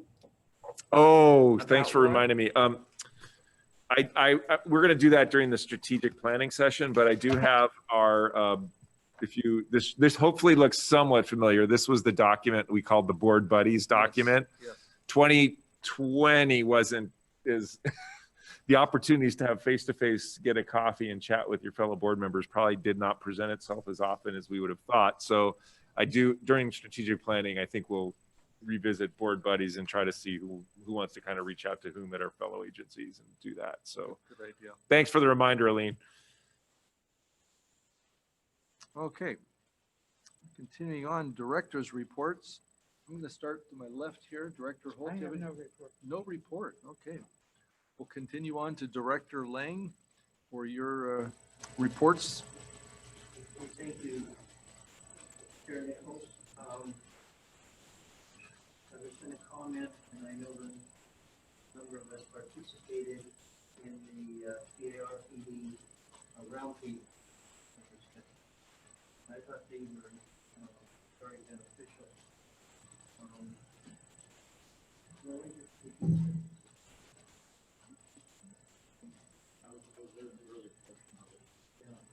I just thought that it provided a great forum for providing ideas and so forth. The RPD benefits. And I got a complimentary email. Maybe everybody could have from the special director. I participated in that, couple meetings. Now I have one for park watershed, park treatment authority. And that is going to, I don't want to mention anything out of school, but, tying together, property that we have in Carolina Valley to Oscar Trail, by the Free Ranch. Going to be talking about that tomorrow. Need more information. That concludes my report. Oh, okay, thank you. I'm going to back up just a second here. Director Holt said she had something real quick. Basically, what I just wanted to congratulate Tim Doerr for the article he had in the special districts. Hopefully you all got a chance to read it. I thought that was just very special. So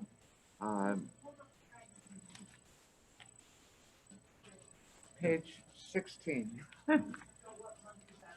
This is the newest one. Well, wait a minute. Yeah, this says September, October, but I just got this.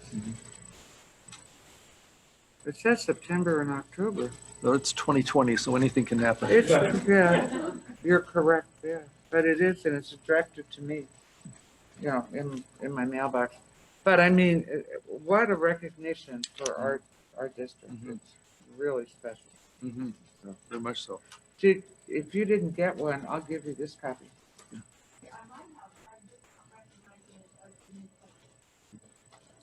This was just given. Yeah, I just read it last week, I think.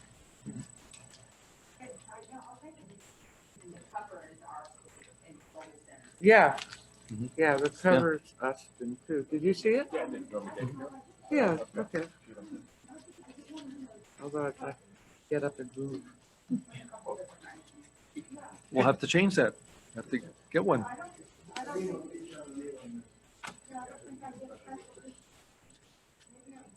Well, that's a different one than usual.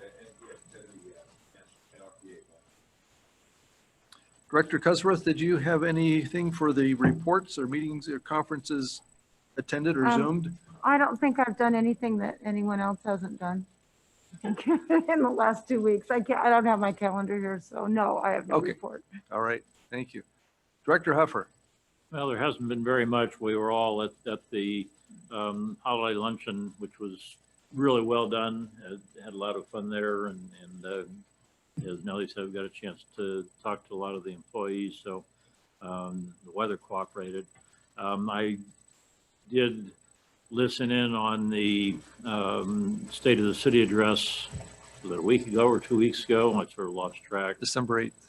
but I did not get on Oh, to yeah, I got on that. Yeah, I didn't get onto the reorg meeting for the city council, but I got on that. and I know in years past, we've always maybe not complained, but at least commented about how busy we are this time of year. And all of a sudden, not much happening. But what I really miss probably most of all is the Starlight Ball. That was always my favorite event of any of them all year long. And were they able to do anything for the folks, or? Yeah. So, yeah, that's really sad. But that was always, and I'm looking forward to having that next year. So other than that, brushed all of the pine needles off my shoulders from the Christmas tree lot 2 weeks ago. So I appreciate you all bearing with me while I was doing that. So. And the palm fronds, right? Yes. All right, thank you. I was at a couple of things. I also attended virtually the State of the City address, watched Mayor Adam and his video debut on that. It was interesting to see that process, but they did a good job with that. And then along with Chair Lang at the time, I was able to virtually attend the City Council reorganization meeting, and he was kind enough to share some comments to the staff there. So it was nice to participate.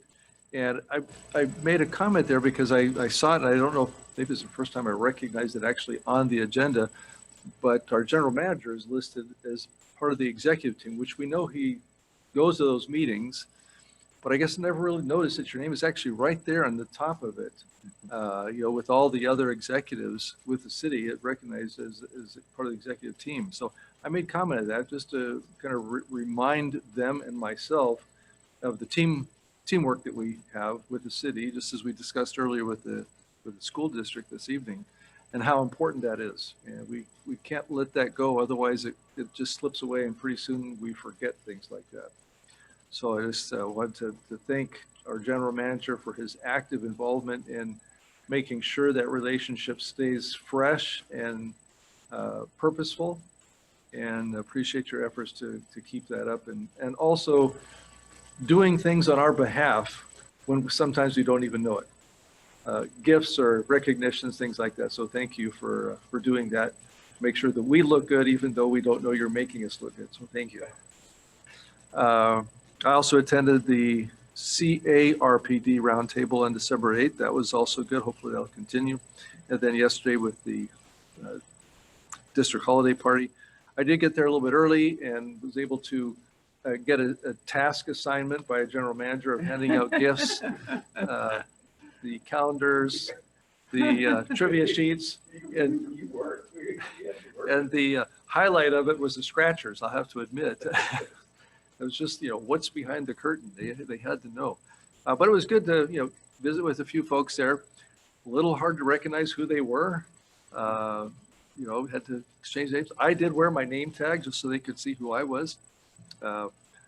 Again, a different approach to doing things. But yeah, the whole food truck idea, I think everybody loved it. I guess the jambalaya was quite the hit. Everybody loved that.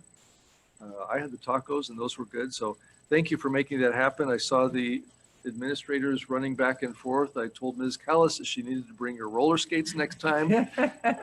Looked like going to the old, the old R&W root beer, going out to the window back and forth.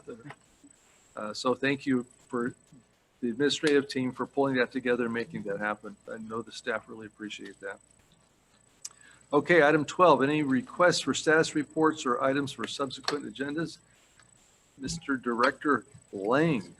Yes, it falls in this category, but after giving thought and hearing some other information, I'm not going to specifically request, but I had shared with both the general manager and at the time Vice Chair Nichols about making a concerted effort in determining if there is any quote unquote tie between our playgrounds and parks and COVID.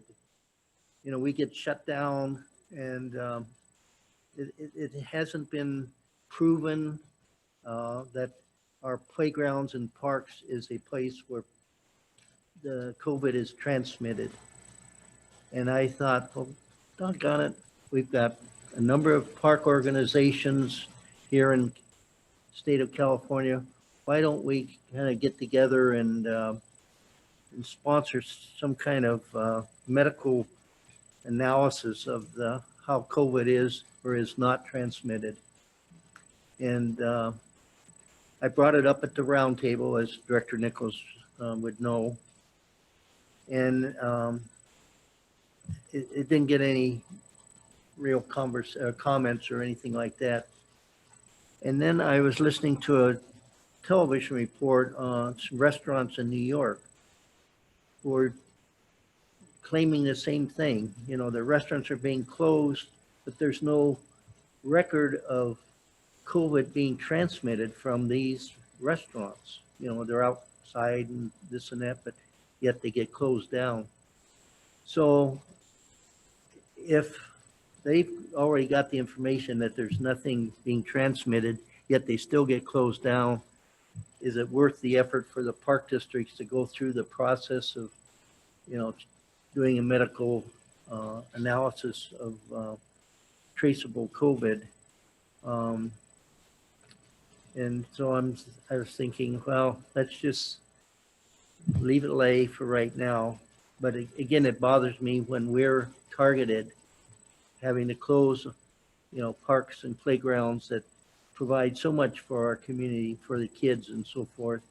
And there's no right now. There's no indication that COVID is being transmitted on our playgrounds and parks. So anyway, that would have been a topic I was going to ask the general manager to, consider bringing up for discussion if we thought it was worthwhile. But I'm not going to actually submit it because of, as I indicated, based on my comment to the roundtable and then what I saw in that report, it probably isn't going to be worth much anyway. So I just thought I'd go ahead and mention that, even though I'm not going to request that it be put on a future agenda, unless somebody else has any thoughts. Any other comments on that? Okay, Director Hopper, go ahead. Well, I don't want to get into a debate over this, but it doesn't matter what activity or industry or anything else you look at. I have not seen any proof anywhere that COVID is caused by and I have not seen any proof that it's not caused by it. The problem is there isn't the manpower, the technology, whatever it is, for whether it's, hair salons. They're open, they're closed, they're open, they're closed. It's the same thing. There's no proof one way or the other. Restaurants. Yeah. It's all arbitrary, but playgrounds or recreation centers in general are such a small piece of the entire activity in our country, in the world for that matter, that I can't see any reason to suggest, whether it's our district or all the districts in the state or all the park people in the country. I don't see that it's a big enough piece of the overall pie that anyone's going to really, unfortunately, pay attention to it. Now, people do listen. They shut down playgrounds as part of this ICU under 15% thing, and there was enough squawking. I don't know who made the biggest noise about it, but it was 24 hours later, they said, oh, well, that's all right, playgrounds can be open. It wasn't based on any science. It was just based on the squeaky wheel. Mhm. Yeah. So Both directions. You're we right. can squeak a lot, but I don't think we can prove anything one way or the Yeah, other. It So just, and I don't want to belabor this, but it just bugged me that, all of a sudden, playgrounds and parks are a contributor to COVID. And so you're going to shut you down. And here's these young kids and families that get so much from our parks and playgrounds. It just, irritated me. So that's it. Yeah, thank you, Director Lang and Director Hopper. I was going to kind of state what you did as well, that, everything that we've seen is just kind of by fiat. Well, let's close this because it might. Well, let's close this because it could, and there's no science, no data or anything. It's just, out of precaution or out of fear or both. And yet when somebody does push back and it does go through the process and it does go to a judge, the judge says, hey, well, you don't have anything that shows that it does, so open the doors back up. I would just hope we don't reach the point where they're talking, I don't know how much reality is, but they're talking Los Angeles about just shutting everything down for 30 days, starting January 1st. Yeah. Hopefully it doesn't come to that there. Hopefully it doesn't come to that here. So. Yeah. Right. And of course, even all the shutdowns we've gone through so far haven't done a thing either. So it's hard to believe that another one would help. But I think when it comes to playgrounds, excuse me, no one's losing any money when you close the playground. So there's not like a whole lot of kickback. It's the moms that, you get an angry mom out there. Oh, now what am I going to do with the kids? Okay.